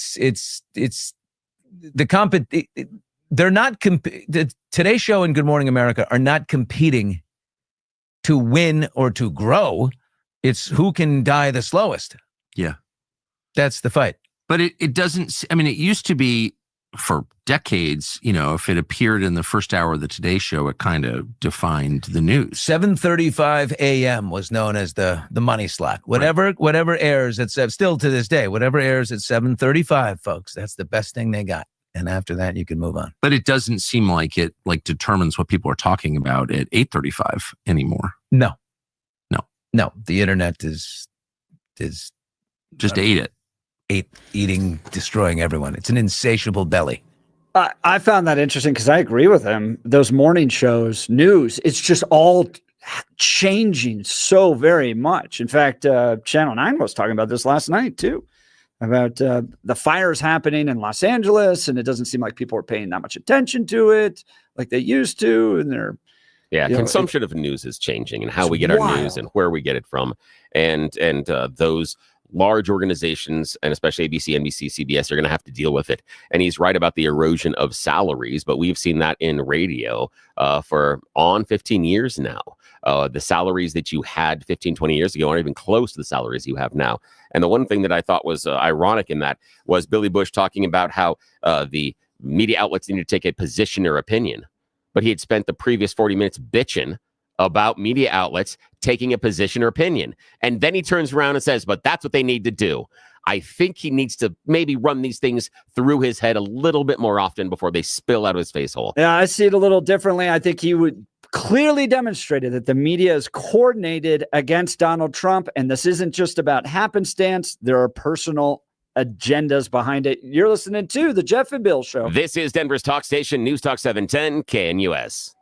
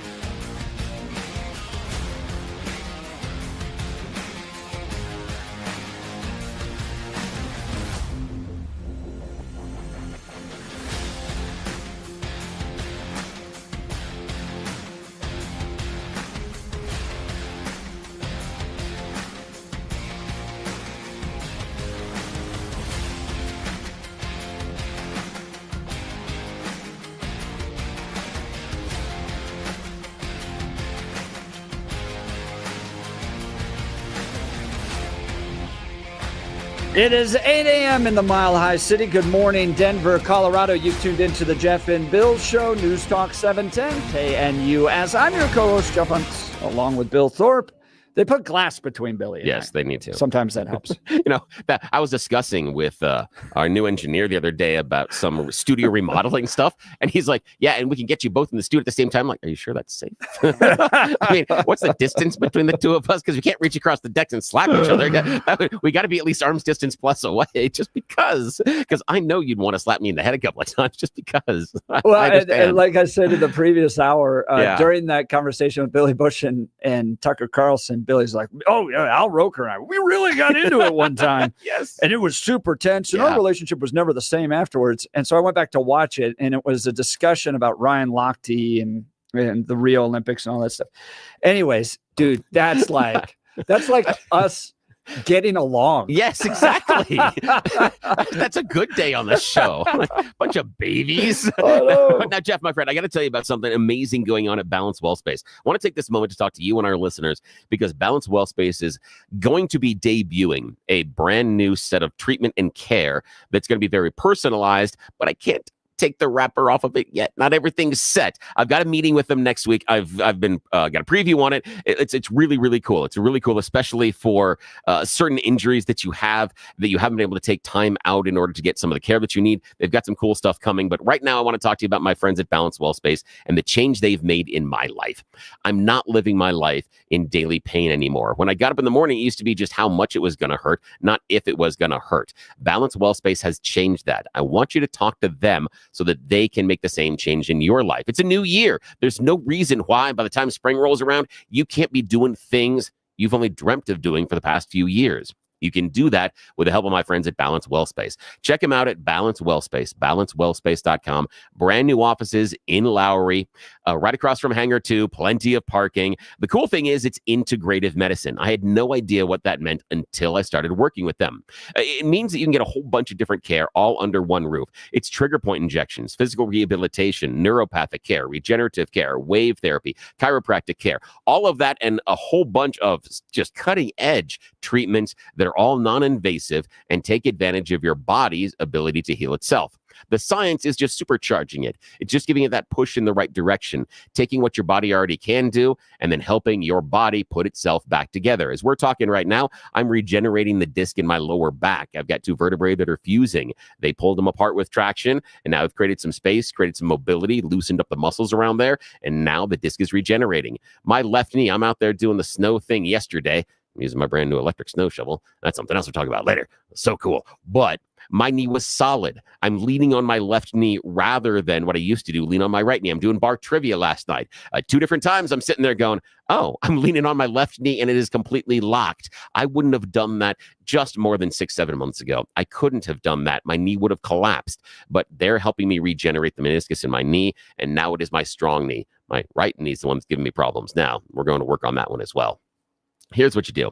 You contact them at balancewellspace.com, at balancewellspace.com, Dr. Julie, Dr. Jess, the entire team, go to work on you. They do the tests. They ask you about your pain, and they also ask about things you're not doing anymore and where you want to be. Then they create a custom pain plan just for you. It's treatment that is centered on your needs. I know you've got doctors that are doing that as well right now. However, when's the last time they talked about your care? When's the last time they all got together over the holiday season? Did they send any emails back and forth? Was there a Zoom meeting? Did they meet for cocktails and talk about your care?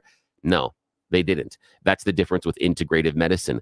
Balance Wellspace will reevaluate your care and where you are every couple of weeks. They'll ask you about it. They'll do some tests and they'll tweak and change things in order to make sure that every single step of your treatment is all rowing in the same direction to make sure you get to feeling as good as you possibly can, as quick as you possibly can. That's the difference maker. Contact them. I'll tell you about them as soon as I can, all the new treatments that's coming out there. That's something special we're going to talk about here in a couple of weeks, but I'm super excited about what they're going to be able to do. I was sharing a little bit with my mom. She got a preview the other day, and it's kind of cool. So we're going to talk about that later. So stay tuned. But right now, I want you to get rid of that pain in your daily life. Get back doing those things that you used to do, but have thought that your body just can't take it anymore. With my friends at Balance Wellspace, I want to have them get the opportunity to make the change in your life. They've they've already made in mind. Reach out to them, balancewellspace.com, balancewellspace.com. And when you do, tell me you heard about them here on the Jeff and Bill show, because they like that. They even tell me, hey, they call in, they tell. There was one person that was excited that I was going to be going in there getting treatment on the same day they were. We missed each other. I'm sorry about that, but it's kind of cool. So yeah, just say, hey, you heard about it here on the Jeff and Bill show, and it helps us out, and they can make your life a whole lot better. I appreciate it. That's great to hear, Bill. Let's check in on news and comment with Blake Olson. Good morning, Blake. Hey, good morning, Jeff and Billy. It's 10 degrees outside, sunny and freezing. Take it slow, especially on the side roads this morning. Expecting a high of 41 today in sunshine, and that is a great thing. We're talking about hundreds of millions, if not more, dollars in damage here. And an entire community in Los Angeles essentially wiped off the map. It's hard to wrap your head around. That's our top story. That's NBC, a NBC reporter who lives in Southern California. 3 life-threatening wildfires are causing thousands in Southern California to evacuate. The Palisades fire has burned roughly 3,000 acres around the Pacific Palisades, Malibu area. After breaking out on Tuesday, celebrities are among those who have had to flee their homes. Some of the biggest stars in Hollywood live in the upscale LA neighborhood, including Tom Hanks, Bradley Cooper, and Jennifer Aniston. Star Wars actor Mark Hamill said he evacuated at the last minute and that there were small fires on both sides of the road.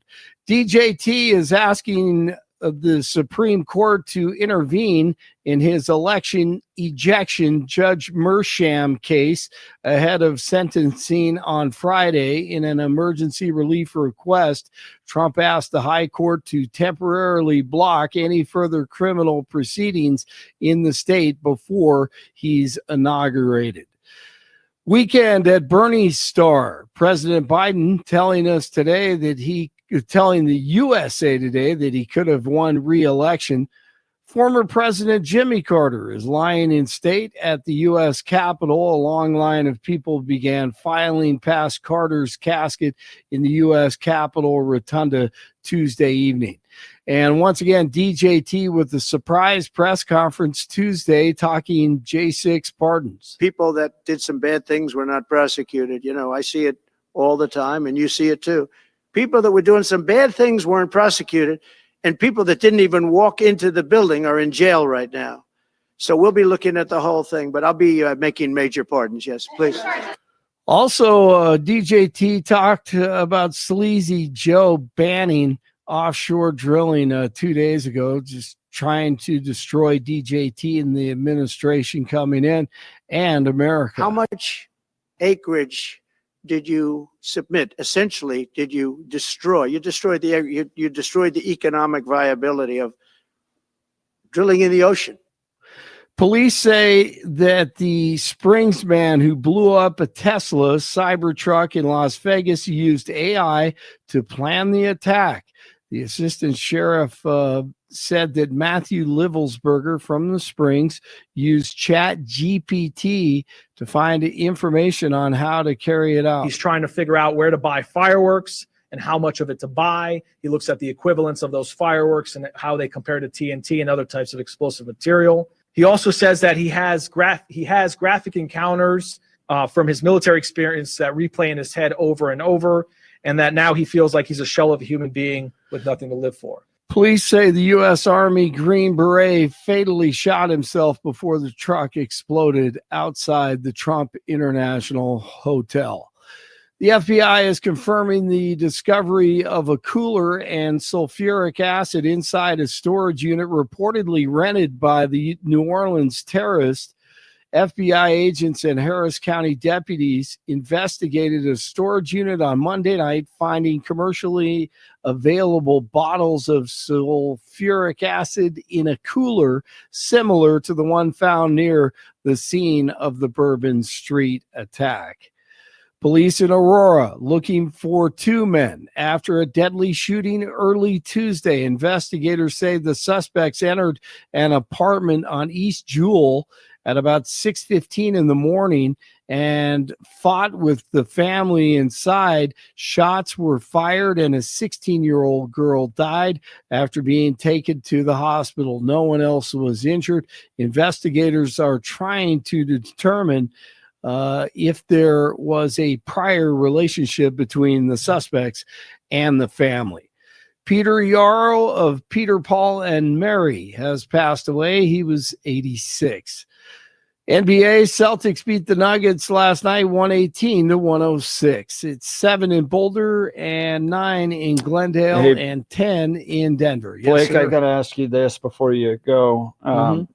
Scanners in Los Angeles around these wildfires are reporting that people are now looting the homes that have been evacuated. Are you kidding me? I didn't see that. Wow. Isn't that? I'm only in California and New York and Illinois. There should be special punishments for those. Oh, no doubt. I mean, you flee everything, right? Like, just try to imagine the scenario you're in. Yep. Because I've thought about this, right? If you have a fire bearing down on you, what do you grab? You grab the drives with the kids' pictures on it. You grab the important documents, and you just get the hell out because you want to save your life, right? Absolutely. And then looters come in and take slimy, disgusting human beings, and they know they're stars up there. So how many? Oh my goodness! So they're raiding. They're gonna find Tom Hanks's house. God only knows what they find in there. Wow. Yeah. All right. Wow, that's crazy. Thanks for telling me that. It's Wednesday. Jeff and Billy continue. Old white guys, good old white guys, young white guys. Blake Olson, News Talk 710 KNUS. We're under a winter weather advisory through noon. It'll be mostly cloudy with periods of light snow, mainly here in the morning hours. Watch for slick roads. Any additional accumulations will be light. Highs only 20s. Be ready for a cold night tonight in the upper single digits. Watch for fog. Wednesday, sunny, 30s, teens Wednesday night. Mostly cloudy. We may see another chance of light snow again with another front during the day Thursday and continued cold. Meteorologist Don Day in the 710 KNUS Weather Center.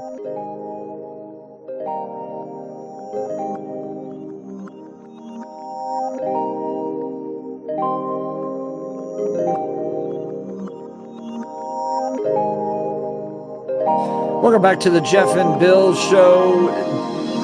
Joe Biden banning new oil and gas drilling along most U.S. coasts. The ban affects the entire eastern seaboard, the Pacific coast, along California, Oregon, Washington, the eastern Gulf of Mexico, and the northern Bering Sea. Apparently, they'd rather put windmills up in the oceans than drill for oil and gas. But in just a little bit, we're going to be joined by the president of the Western Energy Alliance. What does this mean for America, and particularly Colorado's energy sectors? We'll hear directly from the experts, Kathleen Skama, in just a little bit. You're not going to want to miss it. I want to talk to you first about my friends over at Colorado Christian University. Do you know a high school student who has a passion for engaging in culture and political issues? The knowledge and skills needed to impact the world through civic engagement is an ever-increasing need in today's society. Colorado Christian University is at the forefront of meeting this crucial need, equipping the next generation of competent, convictional Christian leadership in American politics. CCU's degree program in politics, with an emphasis in public policy, prepares students for the complex challenges of modern politics with an unapologetically Christian and foundationally conservative worldview. In this distinct program, students learn how to impact public policy, advance Christian conservative ideas. Colorado Christian University also houses the Centennial Institute, a think tank committed to mobilizing ideas on faith, family, and freedom to strengthen America's future.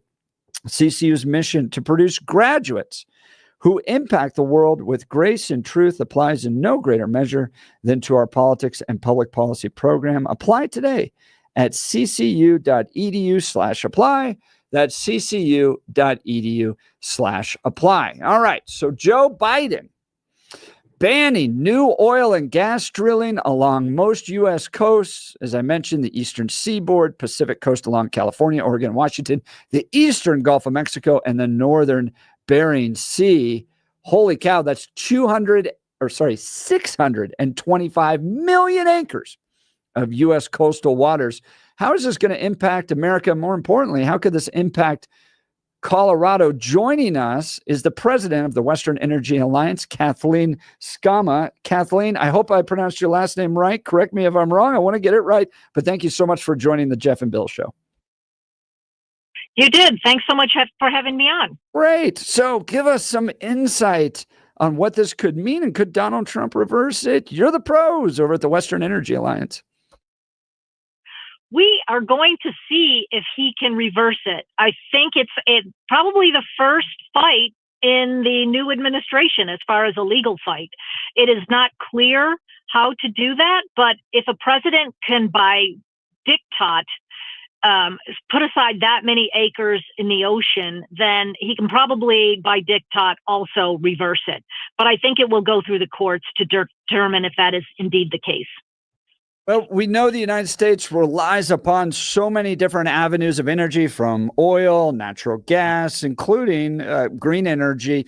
What are you all, as the Western Energy Alliance, looking towards the Trump administration to do to impact our cost of living and access to oil and gas here in this country? Certainly, we are looking for a return to regular order on oil and natural gas development in the United States. So the Biden administration had a specific agenda of overregulating and shutting down oil and natural gas development and transport in the United States at every turn. So we are looking for the Trump administration to get back to regular leasing on federal lands, regular offshore lease sales. They're supposed to do 5-year plans and lease sales. We get about 15% of our oil from offshore, and we get about 10% of our oil production on federal lands in Colorado and all across the West.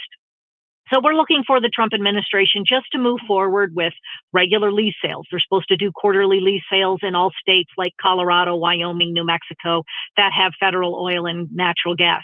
We're looking for the Trump administration to issue permits without years of delay. We're looking for the Trump administration to loosen up some of the litigation that has been taking place on federal lands and solve some of those issues by doing corrective environmental analysis, which the Biden administration has been dragging its feet on.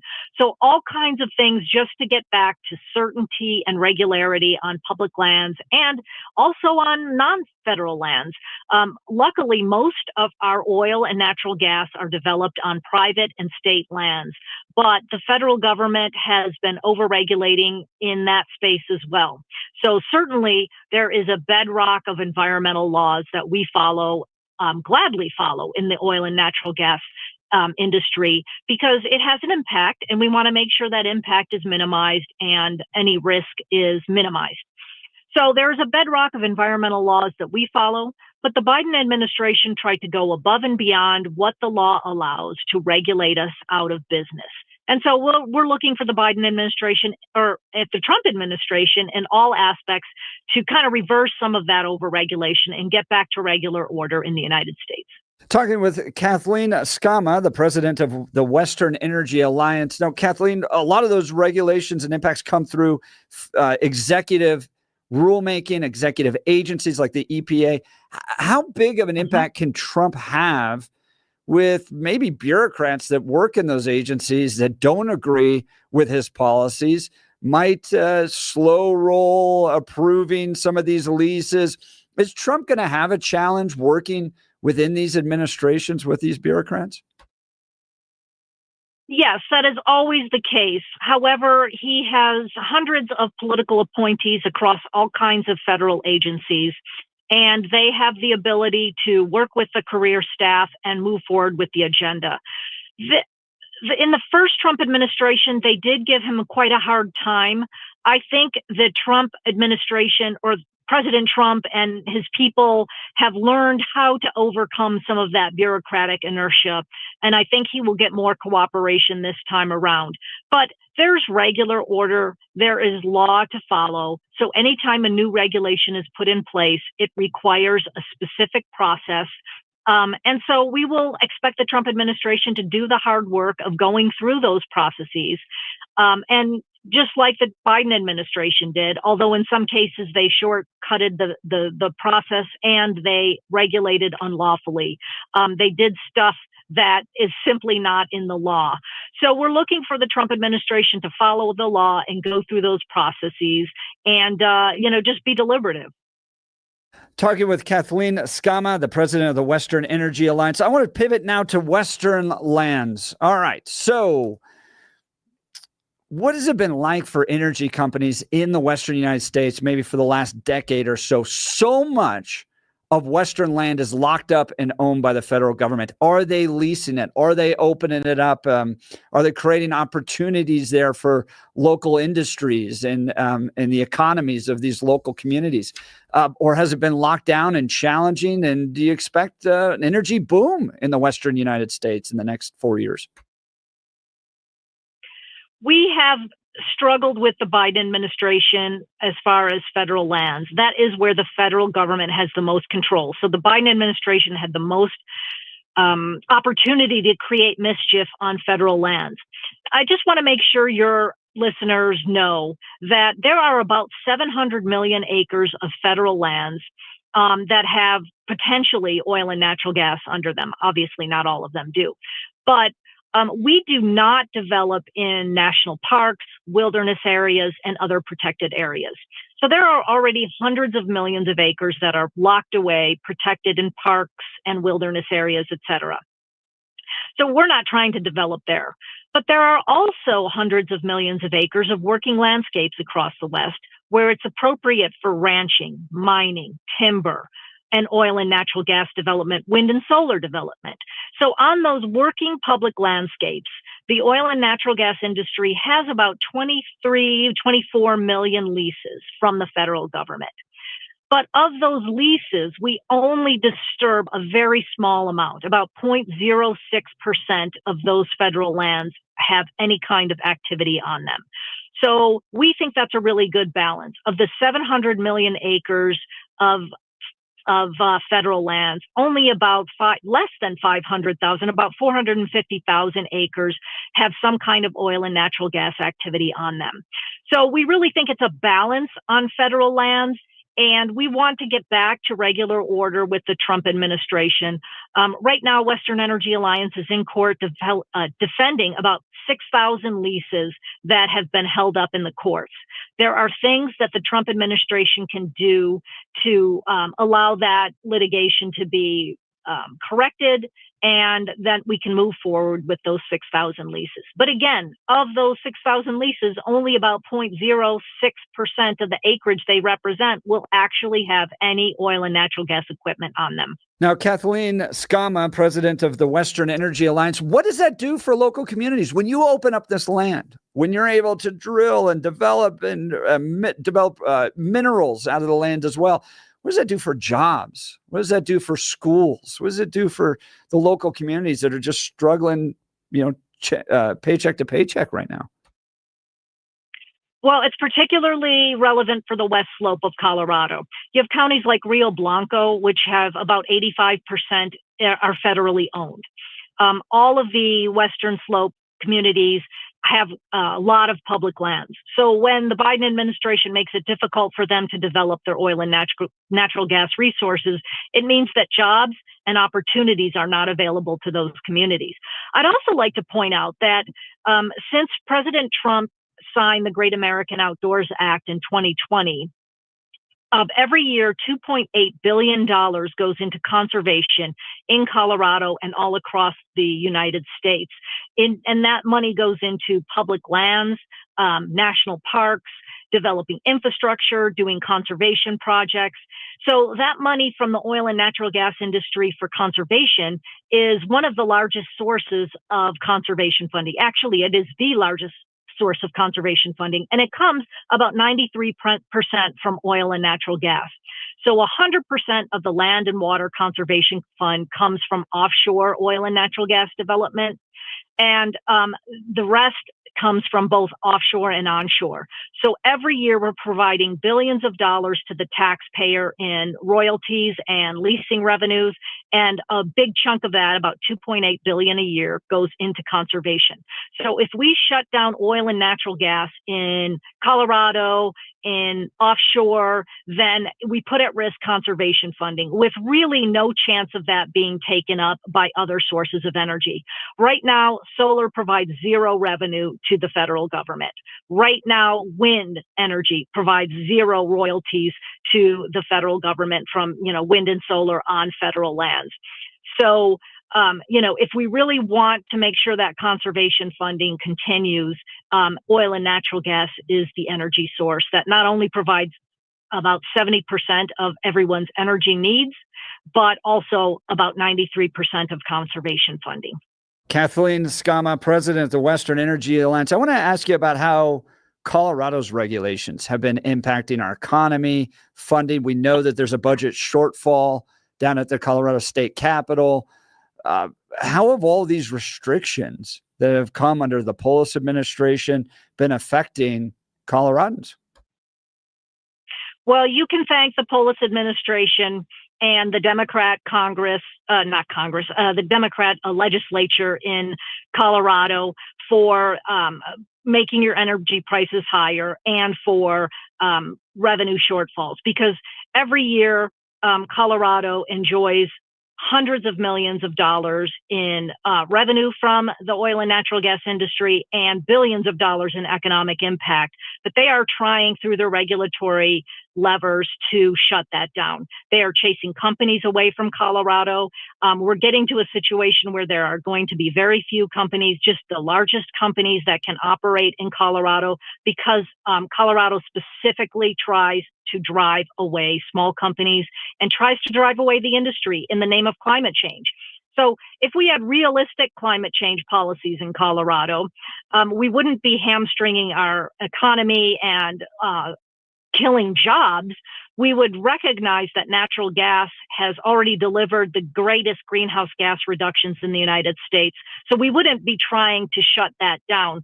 But unfortunately, your zealots in Colorado don't see it that way.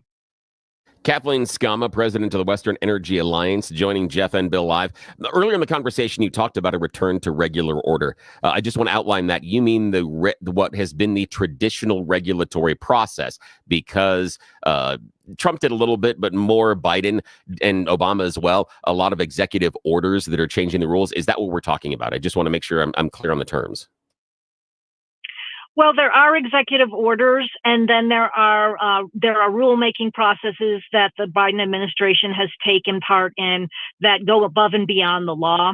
So we're looking for the Trump administration to adhere to the laws that Congress has passed, get rid of some of that overregulation. Here's a case in point.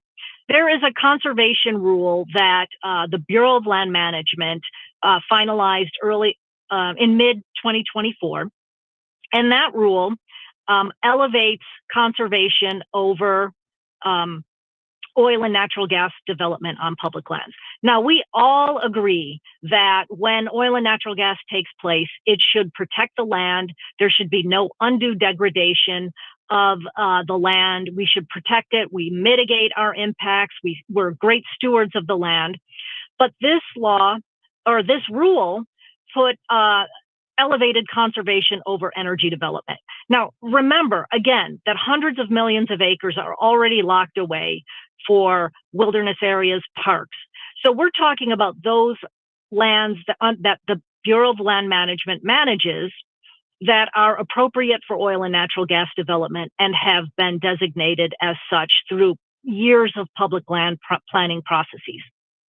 Okay. So the Biden administration unlawfully tried to upset that balance on public lands. We're looking for the Trump administration to undo that regulation. Now, I can appreciate that. And I think, that I believe that the Biden administration has gone over regulatory and especially the executive orders. We started the conversation with Kathleen Skama, president of the Western Energy Alliance, talking about the recent offshore drilling executive order that it bans it coming out of the Biden administration. I believe that Trump should be able to just reverse that with another executive order. I do think you're right that the courts will get involved, but I think they're going to defer to the president. If one president can issue an executive order saying X, then another president can issue an executive order saying Y. It's just going to take some time to get that through. Now, I do want to talk to you about some of the idea. You talked about regulating oil and gas out of business.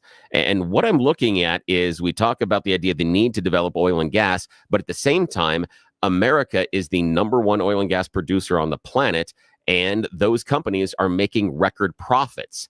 Help me square the circle with the idea of regulating this industry out of business when it seems to be dominating the global market and making record profits at the same time.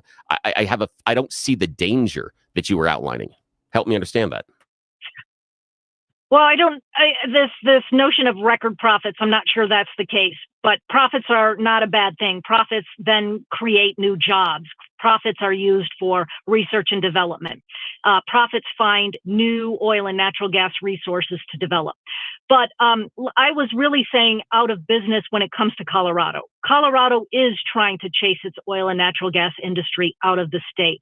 We're very fortunate in the United States that there is Texas, that there is North Dakota, that New Mexico is going forward with its development, even on federal lands.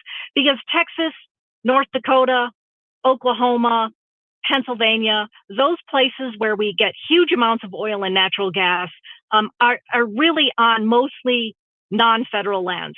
Texas is almost exclusively on non-federal lands. North Dakota has only about a third of their wells that are federal. So luckily in the United States, we get about 75% of our production on non-federal lands. But even there, the EPA and other agencies have tried to overregulate the industry. So really, it's Colorado that is on this experiment, along with California, of regulating its state industry out of business. But we are lucky that other states don't take that approach.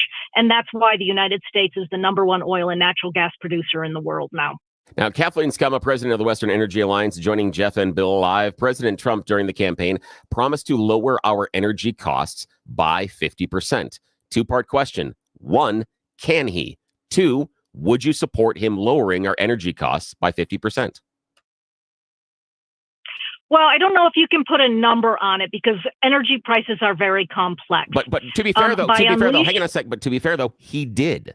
And we need to use that as the fulcrum. He said 50%. So saying we can't put a number on it, he did. And that's why I asked it specifically in that question.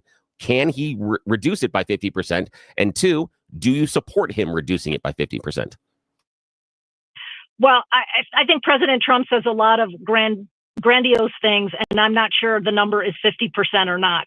But we certainly know that President Biden increased the price at the pump, gasoline prices, by over 50%. So I think Trump is trying to get those prices back down again. I'm not sure that's true.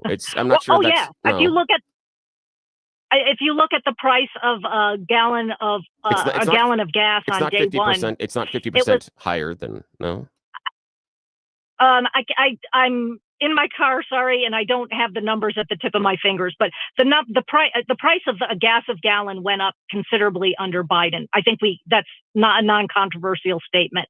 So I think President Trump wants to get that back down. Unleashing more oil and natural gas development in the United States will indeed cause those prices to come down. We as producers actually are on board with that, even though we'll make less for a barrel of oil.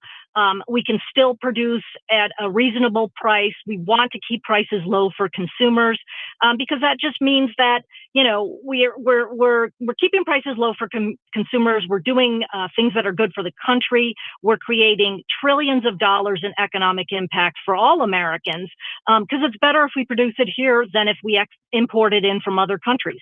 Then what's the break-even point for the pulling a barrel of oil out of the ground, more or less? Because if we go back to the conditions that you had in the COVID pandemic, again, that is a unique bubble, but that it cost more to pull the oil and gas out of the ground than you could sell it for, and that would be a disincentive. And what I'm worried about is with President Trump's promise of lowering energy costs to 50%, either he's not going to be able to achieve it, or in order to achieve it, he's going to have to put energy costs at a point in which it's not going to be profitable to pull it out of the land. And that, to me, is more of a danger of killing the industry than the idea of the regulations. I agree with you on the regulations, but the idea of forcibly or some other way through economics, reducing energy costs by 50%, I'm assuming that means also cost of a barrel of oil is going to drop by around 50%. That doesn't make it profitable. How does it survive?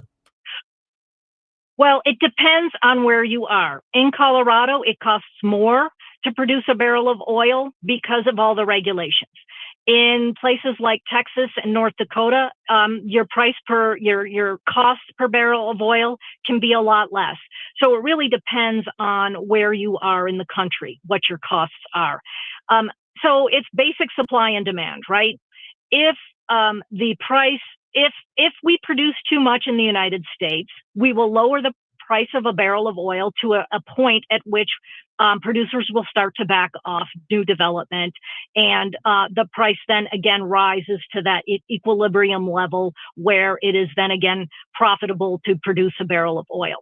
So, a president does not have a valve where they can just simply lower the price, but a president can make sure that there's a certainty, there's a regular order in the regulatory environment, so that producers can move forward with development. And as demand increases around the globe, increase production. If the price of a barrel of oil gets too high, we'll produce more in the West, we'll produce more all across the country, and we'll bring that price back down. If the price gets to too low of a level because we flooded the world with oil, then we will back off on that production because, it just doesn't make sense. You can't lose money on every barrel of oil. So that is a market mechanism that will continue to play out. But what's really important is that the federal government does not try to arbitrarily drive out oil and natural gas development. So we're looking for a stable regulatory environment so that we can let the market work and we can react to new demand all across the globe and continue to be the number one oil and natural gas producer in the world. You're listening to the president of the Western Energy Alliance, Kathleen Scum. I appreciate in the answer that you said that Trump can't lower that by 50%. He doesn't have a valve to turn on, but that was his promise that he had during the election. And I appreciate that we can come to that agreement and understanding because I don't think he can do that either. Last question I have for you, and it may be a follow-up there, but last question I have is what percentage of oil and gas leases that are held, in your opinion, I'm not looking for an absolute number and I'm not going to hold you to it, but in your opinion, what percentage of those oil and gas leases have oil and gas reserves under them? Are any of those leases possibly dry or in an area or it just doesn't make any sense to develop them? What do we know? Well, of the 700 million acres of federal mineral estate, only 24 million acres are leased. So we're talking about 4% of all federal land. And of that percent, how much holds oil and gas reserves? Yep.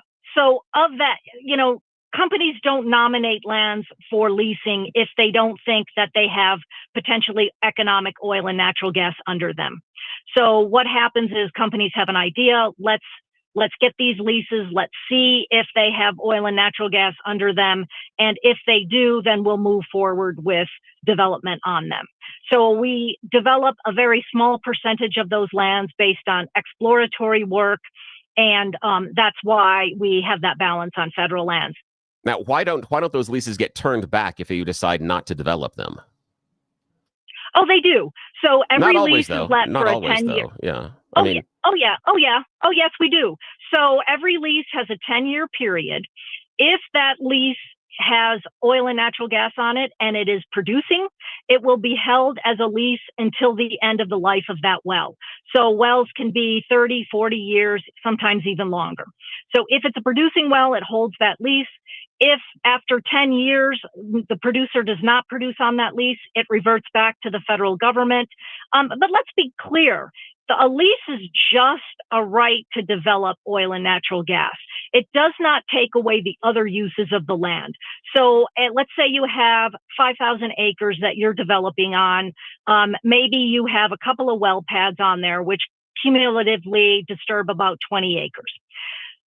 The rest of the land around that is still used for recreation, wildlife conservation. There could be ranching on that land. There often is ranching on that land. So it's not like that land is locked away from other uses. Talking to Kathleen Skama, president of the Western Energy Alliance. I want to bring up a few facts here with regards to Donald Trump. It was his ambition, he said, to bring down the energy bill by 50%. But Kathleen was right.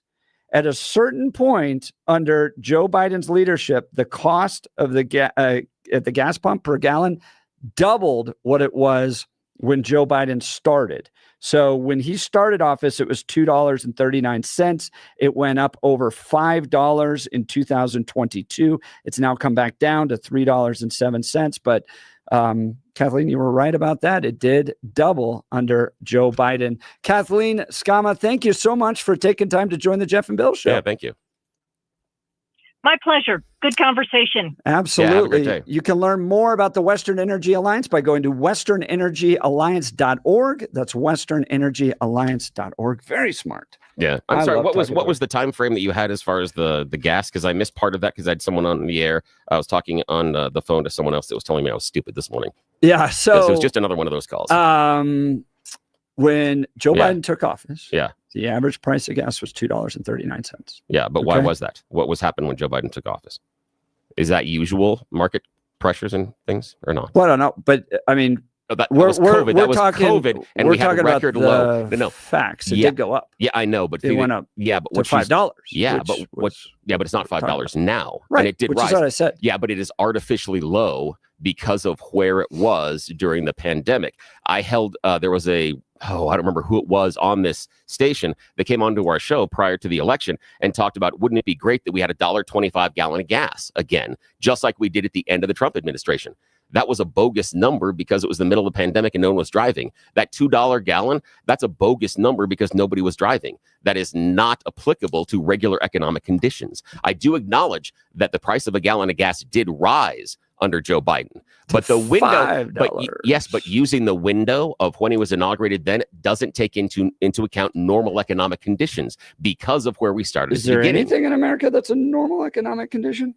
Outside, I'm talking about outside the pandemic. We can play with the words, but I'm talking outside the pandemic.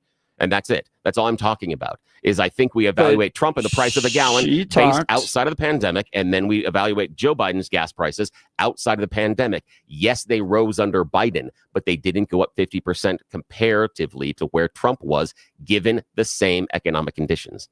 That's only fair. It rose, but not 50%. Not what you said it did. It doubled. It more than doubled. All right. I disagree. I mean, if we want to excuse it because of the pandemic, I guess you could, but I disagree with that. She was right. It went up more than doubled. Yeah. All right. During a pandemic. Great. You're listening to the Jeff and Bill Show. This is Denver's Talk Leader, News Talk 710 KNUS.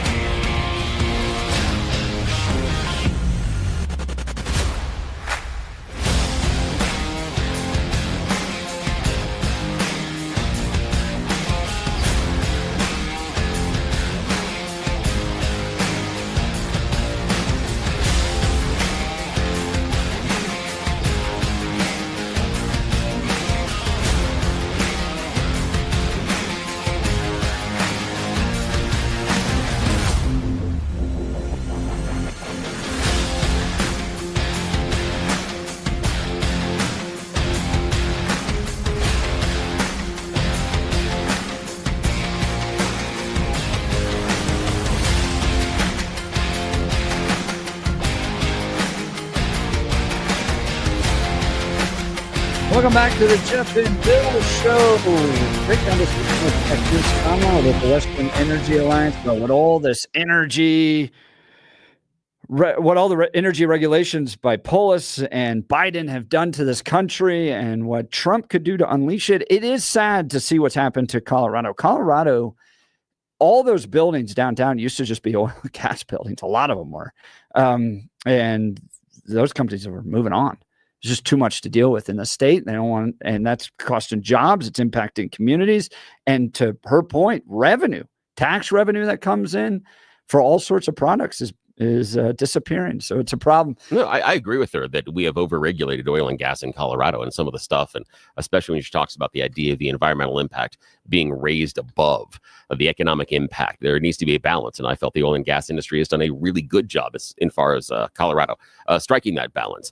I think that she is totally and completely 100% right on that. It has been devastating for Colorado oil and gas industry. Yeah, absolutely. Yeah. Give us a call. Tell us what you think. 303-696-1971. Join us at the Dan Caplis Law text line at 720-819-5115. You're listening to the Jeff and Bill Show. This is Denver's Talk Leader News Talk 710 KNUS.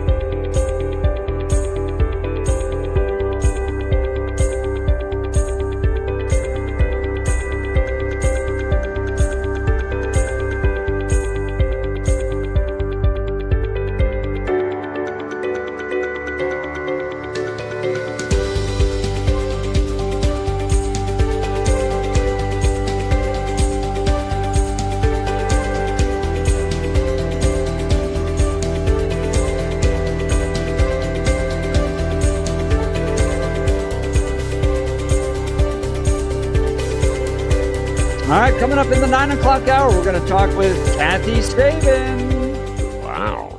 I know. Cool. The Grand Marshal of the parade that's happening yesterday. Does she know she's going to be on this show, or did someone not tell her? You know, this is just kind of you're doing a radio interview, and she's like, I would love to do a radio interview. She didn't run it by Kyle Clark. I like her even better now. That would have been canceled. And shout out to the caller that I talked to just a second ago that said it's probably better, rather than us talking about price a gallon of gas, to compare price of a barrel of oil. They didn't have that in front of them. They said it's probably a more fair comparison between Trump and Biden administration. We don't have to do that now, but I just wanted to agree with the caller. That is probably a better and more fair comparison, because there can be a lot of things that are wrapped up into producing that gallon of gas. That we've seen it, how you drive across Colorado, and the price you're going to pay in one part of the state is going to be different than the price you pay in another part of the state. And yeah, pulling a barrel of oil out of Colorado is going to be different than pulling out of Texas, but it may be a better baseline. Don't know what's going to look like. Have no idea. I just wanted to shout out the listener that, yeah, I think he's right about that. I appreciate the call. And then the people who told me I was stupid too. Had those two. But you know how it is. And I looked it up. It was when... Yeah, and you probably got to go 2018, because 2019 it's a pandemic. And then you've got to do Biden in 2021. It did spike around 2022. Yeah, there's some time there. So I think that's a fair comparison. Up from like $66 to $114. So almost 50%. Yeah.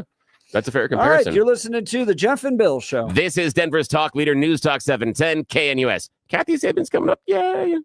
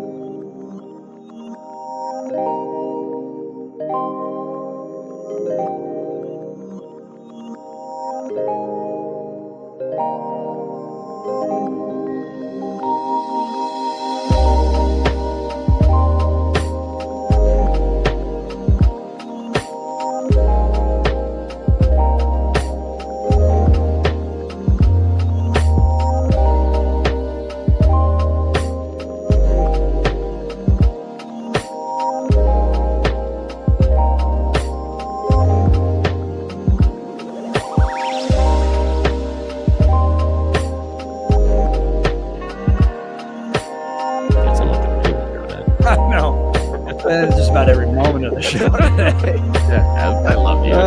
Even though we do this every day, it is fantastic. I couldn't do it with anybody else. My friend. Yeah, Anybody else. It is something. It is. We're going to pivot away from something I think, or towards something that I think we could all agree on, which is we love the National Western Stock Show. You know, a few years ago, it almost went to Oklahoma City. Yeah, I remember that. Remember that? There was that tragedy. battle for it. That would have been horrible. That would have been awful. And I think, I don't know the story. This was before I dove into all the details, but I think it was the mayor that like jumped in and really took it seriously. So because if you've been out to it, that place hasn't been improved since I think it was built in 1930. Yeah, and it's the idea of it's an inelegant analogy, but the idea of professional sports franchises saying I'll move the team to here because they're going to build me a new stadium. Yeah, right. And that was kind of the offer that Oklahoma was throwing out there, and then not necessarily a new stadium type thing, but they were going to do all improvements and some other stuff.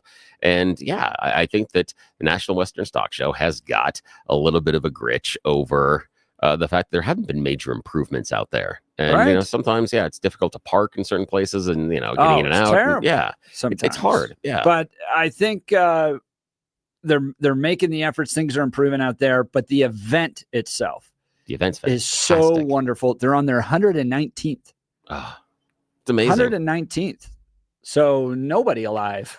Yeah, when that thing kicked off. And it is one of the best places to go people watching in Colorado. It is fantastic to wander around. You get all the city folk like I used to be for a long time that get all cowboyed up and they love it out there. There's no pride. There's no, you're not a real rancher type of thing going on. It's like, welcome, come hang out. Have a beer. Yeah. And the check out how we do it. The food's fantastic. And I always love going through the small animal pens and going through and looking at all the, especially the 4-H and all the other things where the kids have worked on raising these animals, because that's where the love of farming and ranching starts, in my opinion, is taking care of and watching that one animal grow and understanding the time and effort that you put in there that can lead to embracing the lifestyle and the businesses later on. I know that for people that I know in my family, that's where it started as well. That, they grew up on ranches, but they said they didn't get it until they got to raise their own sheep and cattle and then go to auction and understand about that entire circle and cycle of bringing it in, caring for it, raising it, getting it to the best possible condition, and then bringing it to market and then getting the payoff at the end. They said they got it. And after that, they were hooked. I think it's wonderful. Food does not come from Walmart. No, your food not comes from farmers and ranchers. Yeah. And in fact, one of the best things you could do personally, and again, it's financially, we can't do it in our family, but financially it's such a lift. But going out and finding a farmer or rancher and getting cattle from them directly, because they'll have someone that can butcher it for you. And if you have the means and the ability to hang on to that meat, it is going to be some of the best tasting meat and some of the most affordable you will get in the entire state. But you got to have a giant freezer and stuff for that. So, well, I got friends that do like quarter cows and stuff like that. Yeah, you gotta break it down that way. Really what you gotta do. The National Western Stock Show kickoff parade takes place tomorrow, Thursday, January 9th. The parade will start at noon outside of Union Station and will march 12 blocks down 17th Street to Glenarm Place. Kathy Sabin will guide the procession, which includes a spectacular array of over 30 Longhorn cattle, horses, and Western wagons through the streets of downtown Denver. The parade marks the start of the best 16 days in January and serves as a reminder of the state's rich history and importance of preserving its agriculture. Just had an idea here. Now, again, just off the top of my head, or maybe coming out of another orifice in my body, if it's a good idea or not. I'm wondering why we don't have more school districts taking field trips down to the parade. To watch it. Yeah. And there's a certain window of kids that you can get in that middle school and elementary era. But I think it would be a wonderful activity, an idea to bring them down. Again, they just came back from, the vacation and the break. They're probably not ready to be in the classroom all the time. This would be a fun opportunity to get them out and to do stuff. And again, at that age, you love a parade. So they have a thing there that we've looked into called Catch a Calf. So speaking of getting kids involved, so if you are a high school 4-H kid, you get to, and you're in good standing, you go down to the National Western Stock Show, and they have calves that they run around, and you run out there with everybody, and you grab one that you want.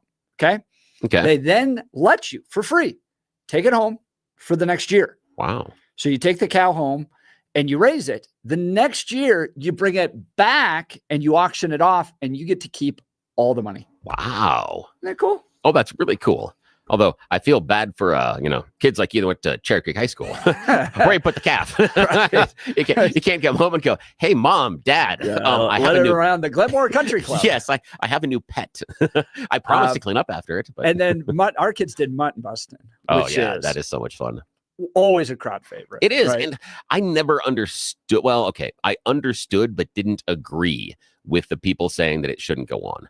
I think there was a number. I got to say, this has got about 8-9 years ago. The sheep, because they felt like the sheep were being abused. Again, I don't remember. I'm assuming that's what it was. Yeah. I don't remember because I didn't commit it to memory because I thought it was stupid at the time. So I'm like, this is just dumb. Yeah, this is a dumb thing to complain about, and it's mostly harmless, and no one really gets hurt, and it's a ton of fun, and it's a entertaining. little 60-pound kid on the back of the sheep. Yeah. It's not going to hurt the sheep. No, not in the least. Just runs to the other sheep, and then the kid falls off. Yeah, and sometimes the sheep get a little kick or a stomp, and that makes them feel better. And it's okay. That's okay.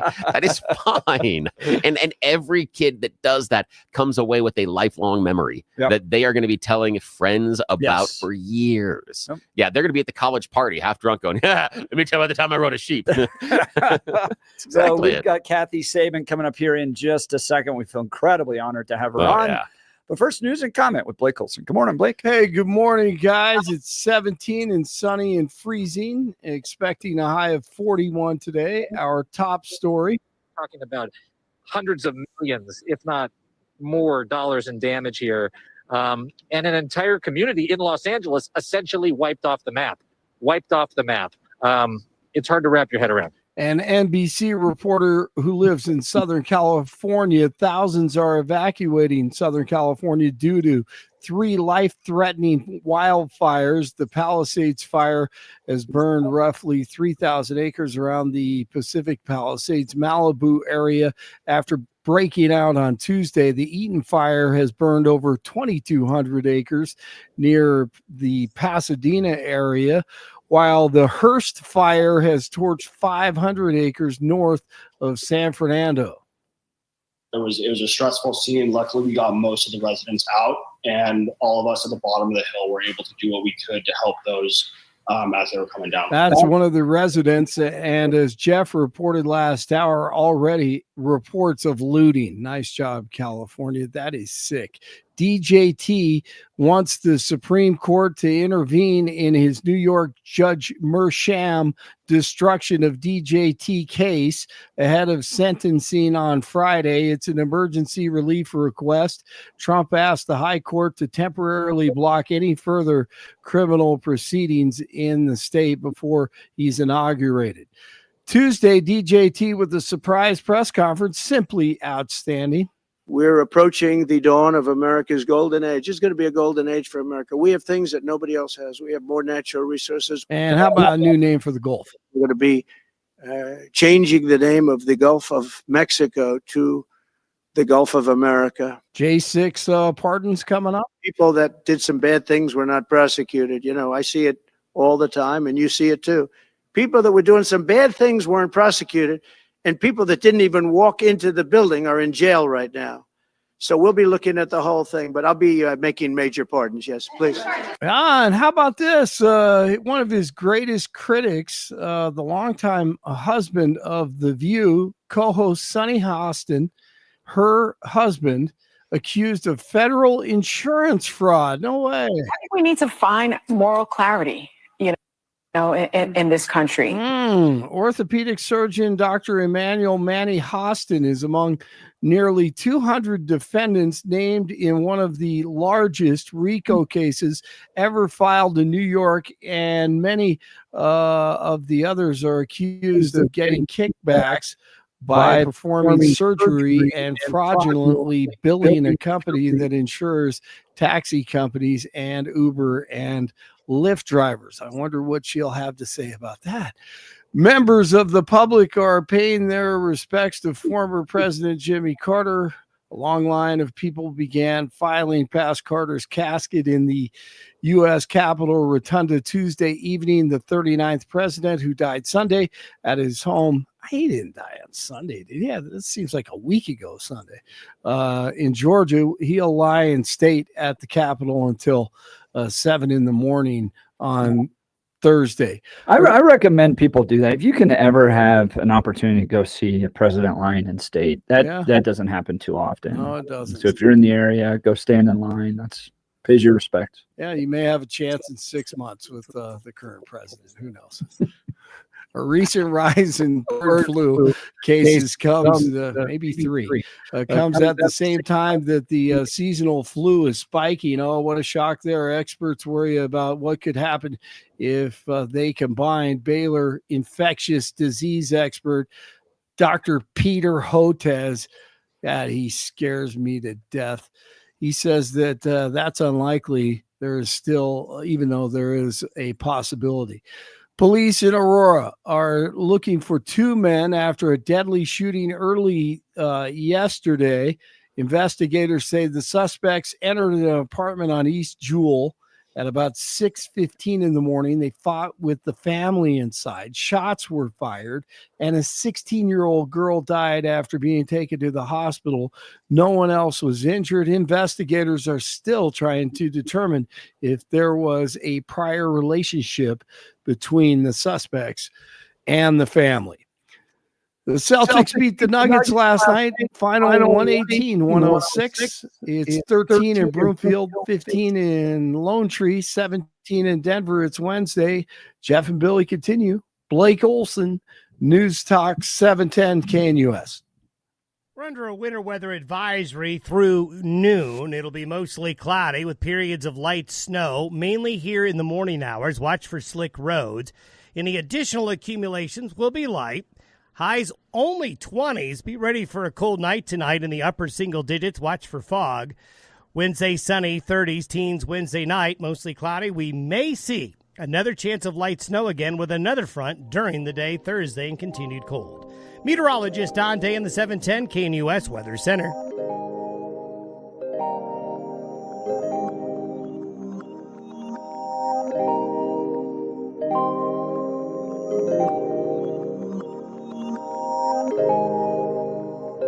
Well, I'm going to call the Queen of Colorado. I second that. I think she's the Queen of Colorado. Hell yeah. Kathy Saban. Oh, yeah. I mean, what a storied career. She's loved by everybody I know. Okay, I got to tell you this, okay, because Kathy's not on with us yet, okay, so we can't. It's not going to embarrass her totally yet. Not on. I got to do this, okay.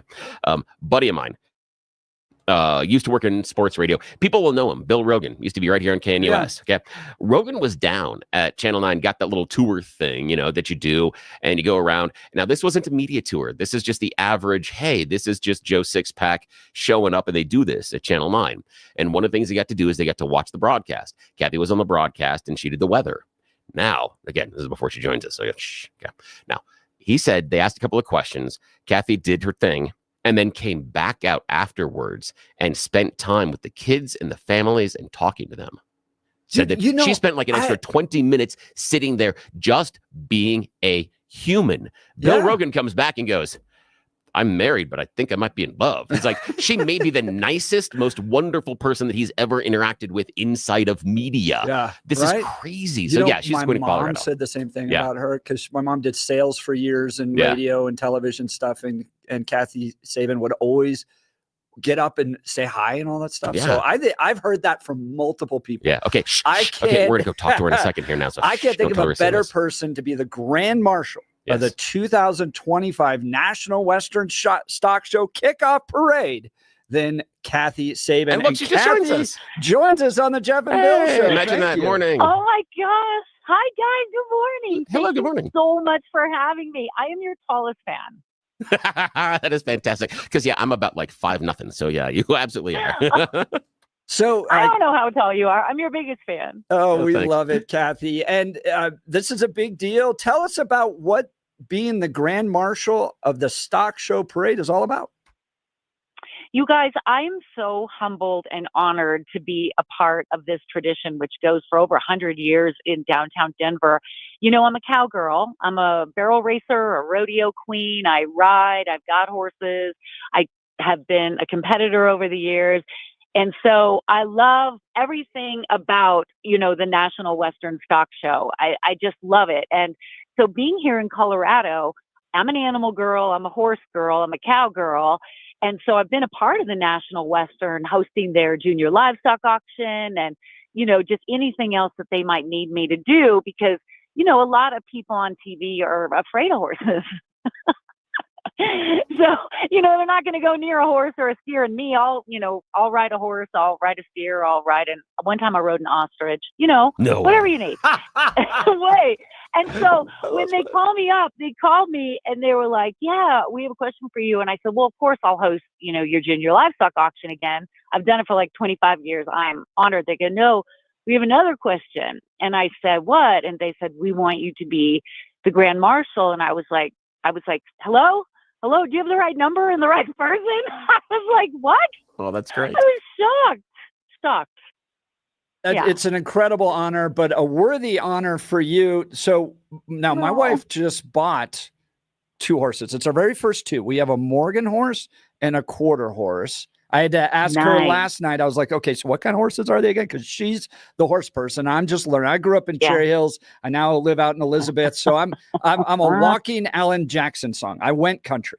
Well, that's my husband. I can get him on a horse once a year if I put something to put a scotch on the saddle. Yeah. Otherwise, he's like, yeah, no. When we got married 20 years ago, he's like, I'll build you a barn, and I am never going out there. And I said, well, thank you for the barn, but your wife works nights, so you be going out there every night and feeding them. And he loves them. And now they follow him around like dogs. And I mean, he gets it now. But in the beginning, terrified. And what kind of horses do you have? I had a Palomino, and now I've got a little kind of copper red quarter horse, and then I've got a tricolor paint. Oh, so my wife loves the paints. Oh, they're beautiful. Like the dream horse. Yeah. They're so much fun. And so I just kind of alternate between them and ride them. And if someone wants to ride with me, then, all the better. Talking to Kathy Sabin, named the Grand Marshal of the 2025 National Western Stock Show Kickoff Parade. That's going to be tomorrow at noon downtown. So I got to go back to your barrel racing days. I love barrel racing. It's some of my favorite rodeo sport. And from what I understand, the rider can choose to go left or right for the first turn. Is that right? So which way did you go? It depends on the horse. Really? I went right. Yeah, because it kind of depends on the horse and which foot they like to lead with, and if they can, kind of switch leads when they're running. And a horse will usually kind of favor right or left. The horse will tell you more than I think you decide.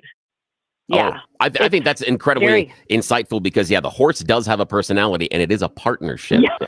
And so Kathy Sabin, Grand Marshal for the National Western Stock Show Parade that's happening tomorrow.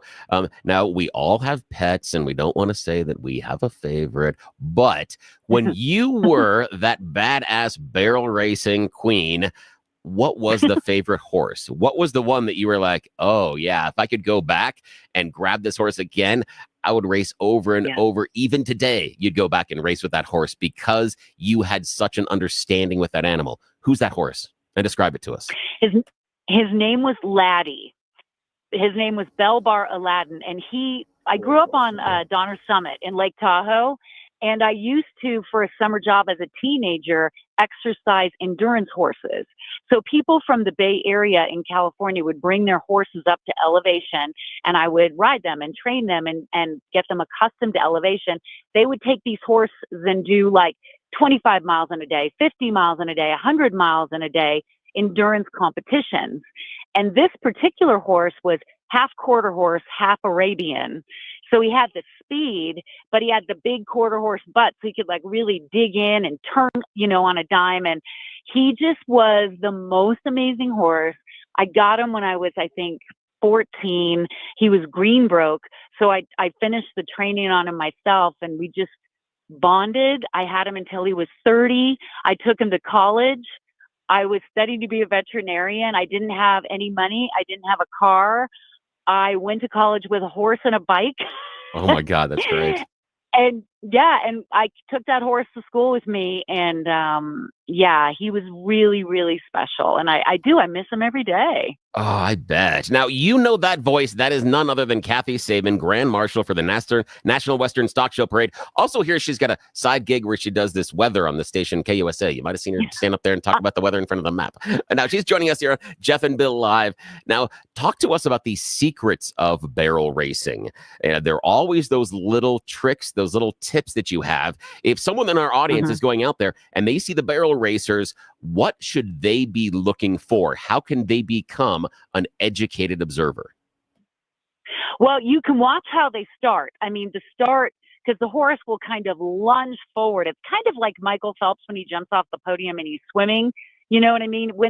If they have a longer body or a longer stride, that first leap into the gallop approaching the barrel is going to, add seconds or cut seconds off, kind of like a swimmer would. And then you just want to see, how quick can that horse skid to a stop and turn. And the scary thing when you're a barrel racer is, your knees. You want to keep your knees away from the barrel because that hurts. It hurts when you hit them. And if you tip them over, you get penalized. Talking to Kathy Sabin, the Grand Marshal of the National Western Stock Show Kickoff Parade. Now, you've been active with 4-H and FFA programs as well, and you've helped host the Junior Livestock Auction. Talk about how important the National Western Stock Show is to young people, and especially why people in Colorado should take their kids to it. Well, we need to teach our youngsters about agriculture, its importance, and just cowboys and the history of all of that. And the show Yellowstone, has gotten people interested in this lifestyle. But, people are afraid it's like a dying art. It's like something that's maybe not as popular or something that won't be here forever. So I feel like it's our responsibility to show kids, introduce them to agriculture and how Colorado is connected to that, and help them if they want to select a career in that field. And the National Western Stock Show supports the youth of Colorado and helps them get into college and gets those scholarships to go and study all of the just needed positions in the field of agriculture in Colorado. So it's so important. It's so fun. And I think for kids and families, it's such a bonding experience to go and see something up close and personal. It's nothing like you imagine. It's 100 times better. It's the sights, it's the smell, it's the excitement, it's live. You don't know what's going to happen. It's not recorded. They run the events, but you have individuals riding animals that have a mind of their own, and anything can happen. It is so exciting. It's a wonderful tradition, and there's so much history there to be learned and shared. The National Western Stock Show Parade transforms Denver into the ultimate Western destination, starting with its parade, which is tomorrow, Thursday, January 9th at noon. It starts at Union Station and 17th Street. It ends at 17th and Glenarm. You can learn more information by going to nationalwestern.com, nationalwestern.com. And then this Saturday, the 11th, the National Western Stock Show kicks off for an absolutely fantastic few weeks of rodeo, of agriculture, of the Western way of life. You're not going to want to miss it. All of that available at nationalwestern.com. And it's been a true honor to talk with Kathy Sabin, Grand Marshal of the parade tomorrow. We'll look forward to seeing you out there tomorrow, and people can see you leading that parade. Yes. I'm beyond excited to lead off the parade with all the Longhorns in downtown Denver. It's one of the greatest honors of my life. And usually if you bring a meteorologist to a parade, you're going to get warm temperatures and sunshine. But, I don't know. Tomorrow, I got to get into work myself here and start working on the forecast because there is a chance for snow. Yeah, you've got to fire up that weather machine because I hear the Biden administration has a weather machine that we can control stuff. So just make a phone call. I'm sure you get connections. Yes. You can watch. I don't know. I got Mother Nature on speed dial, but she doesn't always answer. She likes to remind me. Isn't that just like a mom? Yeah. Well, you can watch Kathy Sabin and her weather updates over at Channel 9 each and every day. Thank you so much for taking time to join the Jeff and Bill Show. It's been a real pleasure. Steph and Bill, thank you so much for having me on your show and helping get the word out about the wonderful, historic National Western Stock Show. And hopefully everybody will come down to the parade tomorrow and join us on the kickoff weekend coming up. It's going to be a year to remember. So much history and tradition. And let's hear it for the Cowboys and Cowgirls of Colorado. Come out and support them. Here's here. Gosh, that was great. Yeah, thank you so much. So much. You're listening to the Jeff and Bill Show. This is Denver's Talk Leader, News Talk 710 KNUS.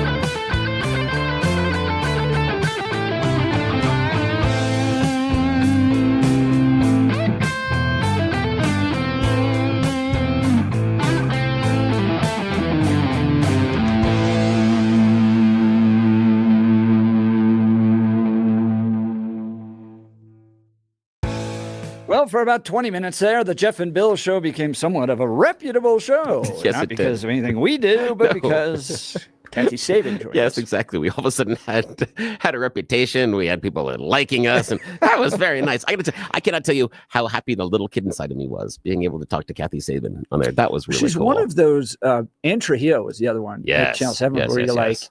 like, so Kathy Saban started in 93.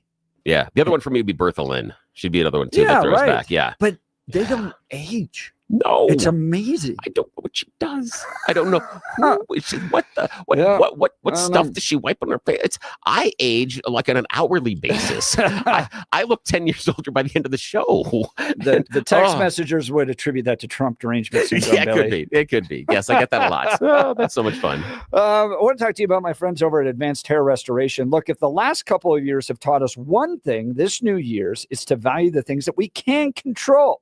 And addressing hair loss is no exception.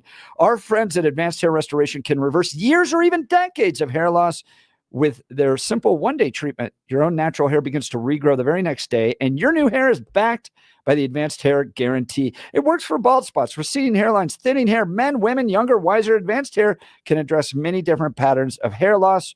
Advanced Hair's top-rated physicians like Dr. Tanya Pauls have changed tens of thousands of people's lives, and now it's your turn. Schedule your free consultation today by calling 720-459-HAIR. And to celebrate the new year, get special financing, 250 free hair grafts, and $250 off. Value the things you can control and start regrowing your own natural hair today. That's 720-459-HAIR. Or become inspired with before and after pictures by visiting advancedhair.com.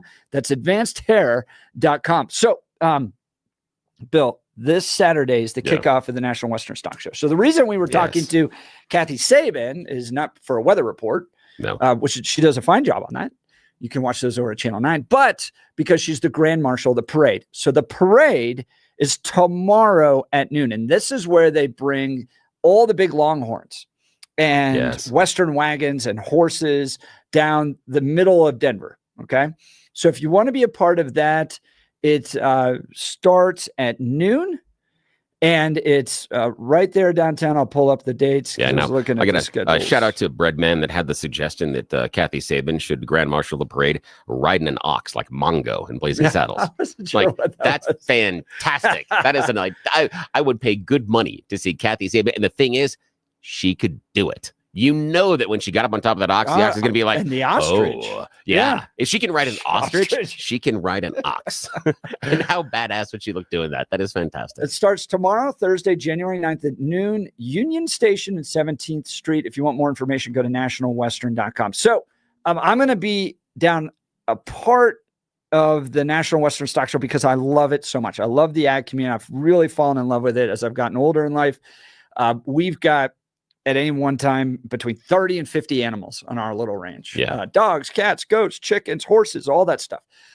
So it's a life that we live, and our kids are involved with 4-H. And I just really I want to give you a sense of just what one day, this Saturday, by the way, I'm going to take my family to the rodeo this Saturday at National Western Stock Show. Okay? Oh, that's fantastic. Oh, also, before you get into on the list of stuff, I did have to give a tip of the hat to you, Jeff. It was really, really nice when you were reaching out to the people of the stock show, because after your conversations with them, they sent me an email and wanted to know if I could get involved. They had based on the conversation with you, something they thought I would be perfect at. And they said they've got a slot open for me, everything. Yes, it's wonderful. Although then they mentioned rodeo clown. And I went, hey, and I'm going, and they said, but your partner talked about you being such a clown and that you're just, and you're good. And I'm like, wait, hang on. And then they said that your partner said that you'd even do it without all the usual equipment. I was going to say without the barrel to jump into. Yes. Just run out there with the bull. Yes. And I'm like, okay. I said, oh gosh, I have something to do. All of a sudden my calendar's gotten so full, but I appreciate you at least reaching out and offering my services. I appreciate you, my friend. That's good, Bill. All right. So this to just give you a sense of what one day, all right, this runs from January 11th through the 26th, National Western Stock Show, nationalwestern.com, right? Stock dog trials, okay, from backyard pets to Cowman's top assistant. These dogs truly are man's best friend. The National Western Stock Show takes pride in highlighting the relationship between these amazing animals and their humans. So these are the ones that actually guide cattle around, these dogs. You can go watch them in a trial for like winning an award as the best stock now, if ever, dog trial. If anybody watched Babe, the pig movie, that's what it is. That's it. They're doing the Babe thing. So that's just the first day. It keeps going. They got the Colorado Fiddle Championships. We should be in that. I would. I am so there. 9 a.m. this Saturday. Yes. Listen to this. It's the Colorado Old Time Fiddlers Association. Oh, wow. Does that sound fun? That is fun. And I do appreciate there's a difference in playing the violin versus playing the fiddle. There's a different approach. There's a different fingering. There's a different sound. There's a whole bunch that is unique. And I love me a good fiddle player. Love it. Yeah. They've got the Breeding Sheep Show. Okay, so young and old will be competing for the championship ribbons there. They've got petting zoos called the Farmyard Follies, where you can go and actually spend some time with little baby goats, sheep, and llamas. Oh, that's so cool.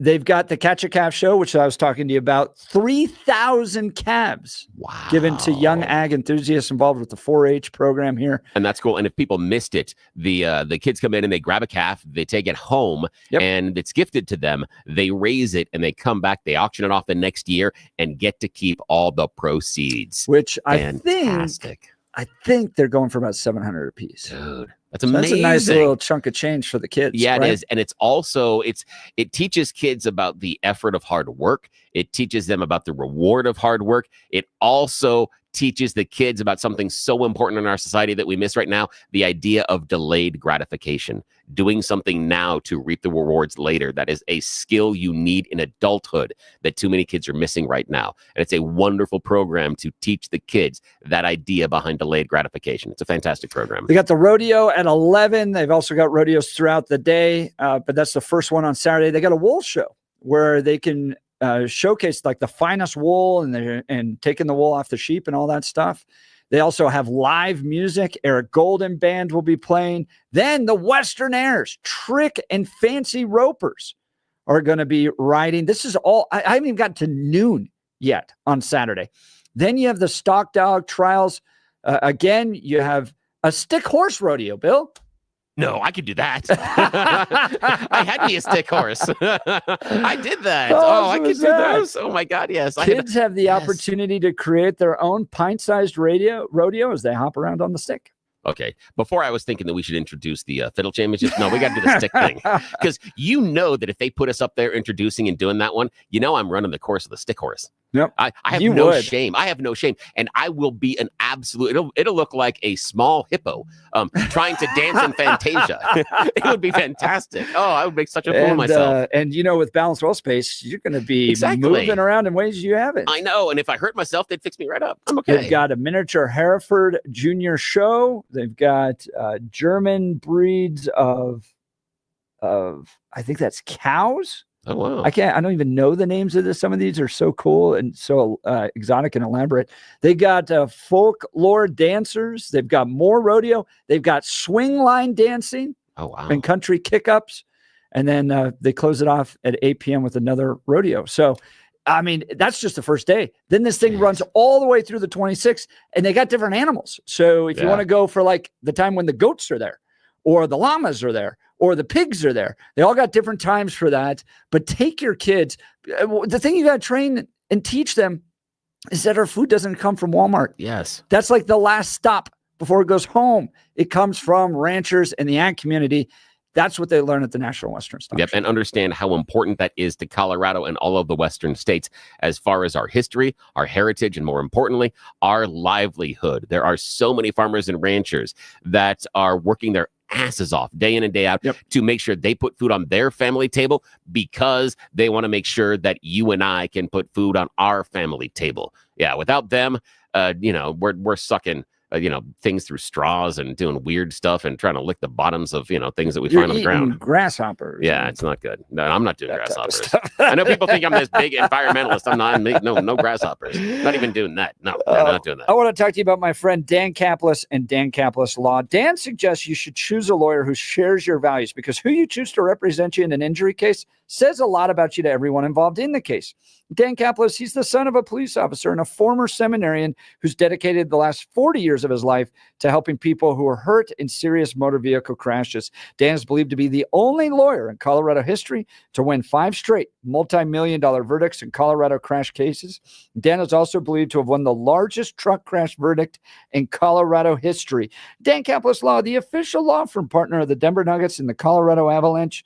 Dan Caplis Law is a serious firm for serious cases. He accepts righteous injury cases on a percentage fee basis so that he can represent good people from all walks of life without regard to ability to pay. So if you need Dan's help, give him a call.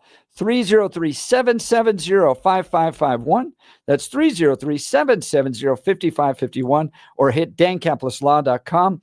That's Dan, CAPLIS Law.com. We'll continue with the Jeff and Bill Show. This is Denver's Talk Leader, News Talk 710 KNUS.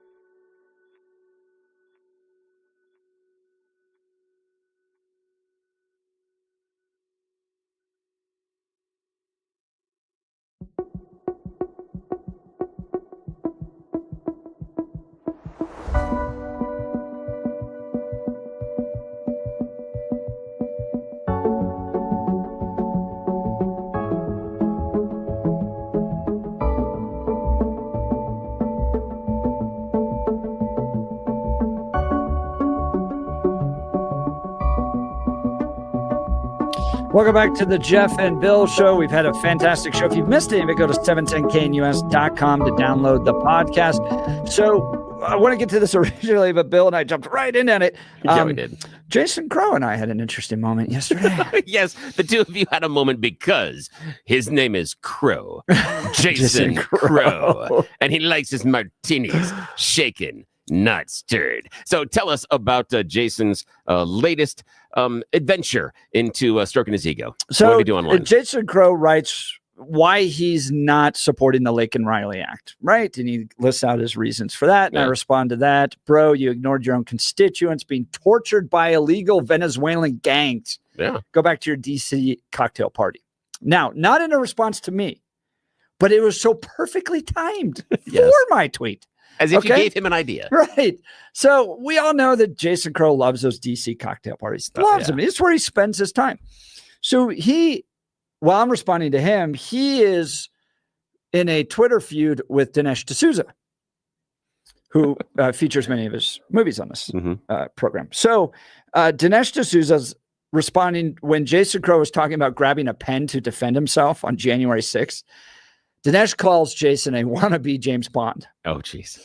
So while I'm tweeting, go back to your DC cocktail party, Dinesh is responding to, Jason Crow's responding to Dinesh, calling him a wannabe James Bond by taking a picture of himself at a DC cocktail party.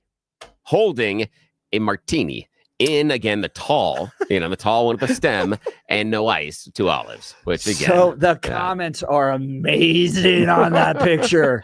I bet. All right. Like, this is the last thing a young intern sees. Ouch. That is really funny. Ow, though. Fire. All right. So this picture, this selfie of Jason Crow holding a martini with a tall martini glass and olives in it looks like a perfect, in my mind, perfect Tinder profile picture. Yes. And it is. It's those that, if you're scrolling by the dating sites, it's the guy that's looking at you like, how you doing? That's what it is. He's pulling the Joey from Friends. How you doing? Yeah, that's exactly it. I went and made a very fake Tinder profile using a very real picture of Jason Crow. So on this fake Tinder profile, I listed his occupation. Yes. As January 6th hero. That's so good. And to point out to the constituents of the district, he lives in Washington, D.C., which is 1,600 miles away from here. Yes, quite a way. That's why when things were going on with the Venezuelan gangs here in our city and inside of his district, he said we were just using mean words. That was it. It wasn't the people walking around with guns inside the facility. It wasn't the people that we talked to down there that said they were dealing with this type of an issue. He said it was the mean words. The mean words were causing the problem. So if you want to see my very fake Tinder profile of a very real picture of Jason Crow, go to x.com/Jeff Hunt and have some fun with there. It would be a real shame if that went viral. All right. Look, are you going to start the new year dealing with the same old joint pain, losing sleep, not able to take walks or do what you love? Don't do it. Take action now and get the pain relief you deserve for 2025. Call QC Kinetics and say goodbye to shoulder and back pain. QC Kinetics local medical professionals, they're waiting for you. Their advanced protocols in what's called regenerative medicine, have helped tens of thousands of people. This is where they draw out some blood, spin it, get the plasma, put it back in, and it heals your body. Your own body heals it, and it doesn't require any more steroid shots, surgery, any downtime, none of that stuff. It's amazing what they've been able to do. They use the healing properties of your own body to attack the root causes of your pain, revitalizing your joints so you can move again. We've all been told if you've been told surgery is your best and only option, at least get a second opinion. Find out if all-natural regenerative medicine is right for you. Call QC Kinetics. The consultation's free, and you can use your HSA and FSA dollars. Live your best life in 2025. Get started now. Go to 303-900-8986. 303-900-8986. They've got locations in Aurora, Superior, Highlands Ranch, and the Springs. Joel in our office uses them. He's playing more golf than he ever has his entire life. That's great. Isn't that great? So that's fantastic. It is actually working. Yeah, and maybe perhaps after Jason Crow hurt himself by bending over backwards to pat himself on the back. That he looks so cool. Maybe he can go there and have his back feel better. Just a suggestion. I'm trying to be helpful. That's what we try to do here on the show. We're helpful. Yes. Go see the very scary picture of Jason Crow and his martini glass at x.com/Jeff Hunt. All right. Thank you to Kathy Sabin. Yes, thank you. Making this show much more esteemed. Yes. I bring the level down so much she raised it. It's great. All right. Listen to the podcast at 710knus.com. You're listening to The Jeff and Bill Show. We are Denver's talk leader, News Talk 710 KNUS.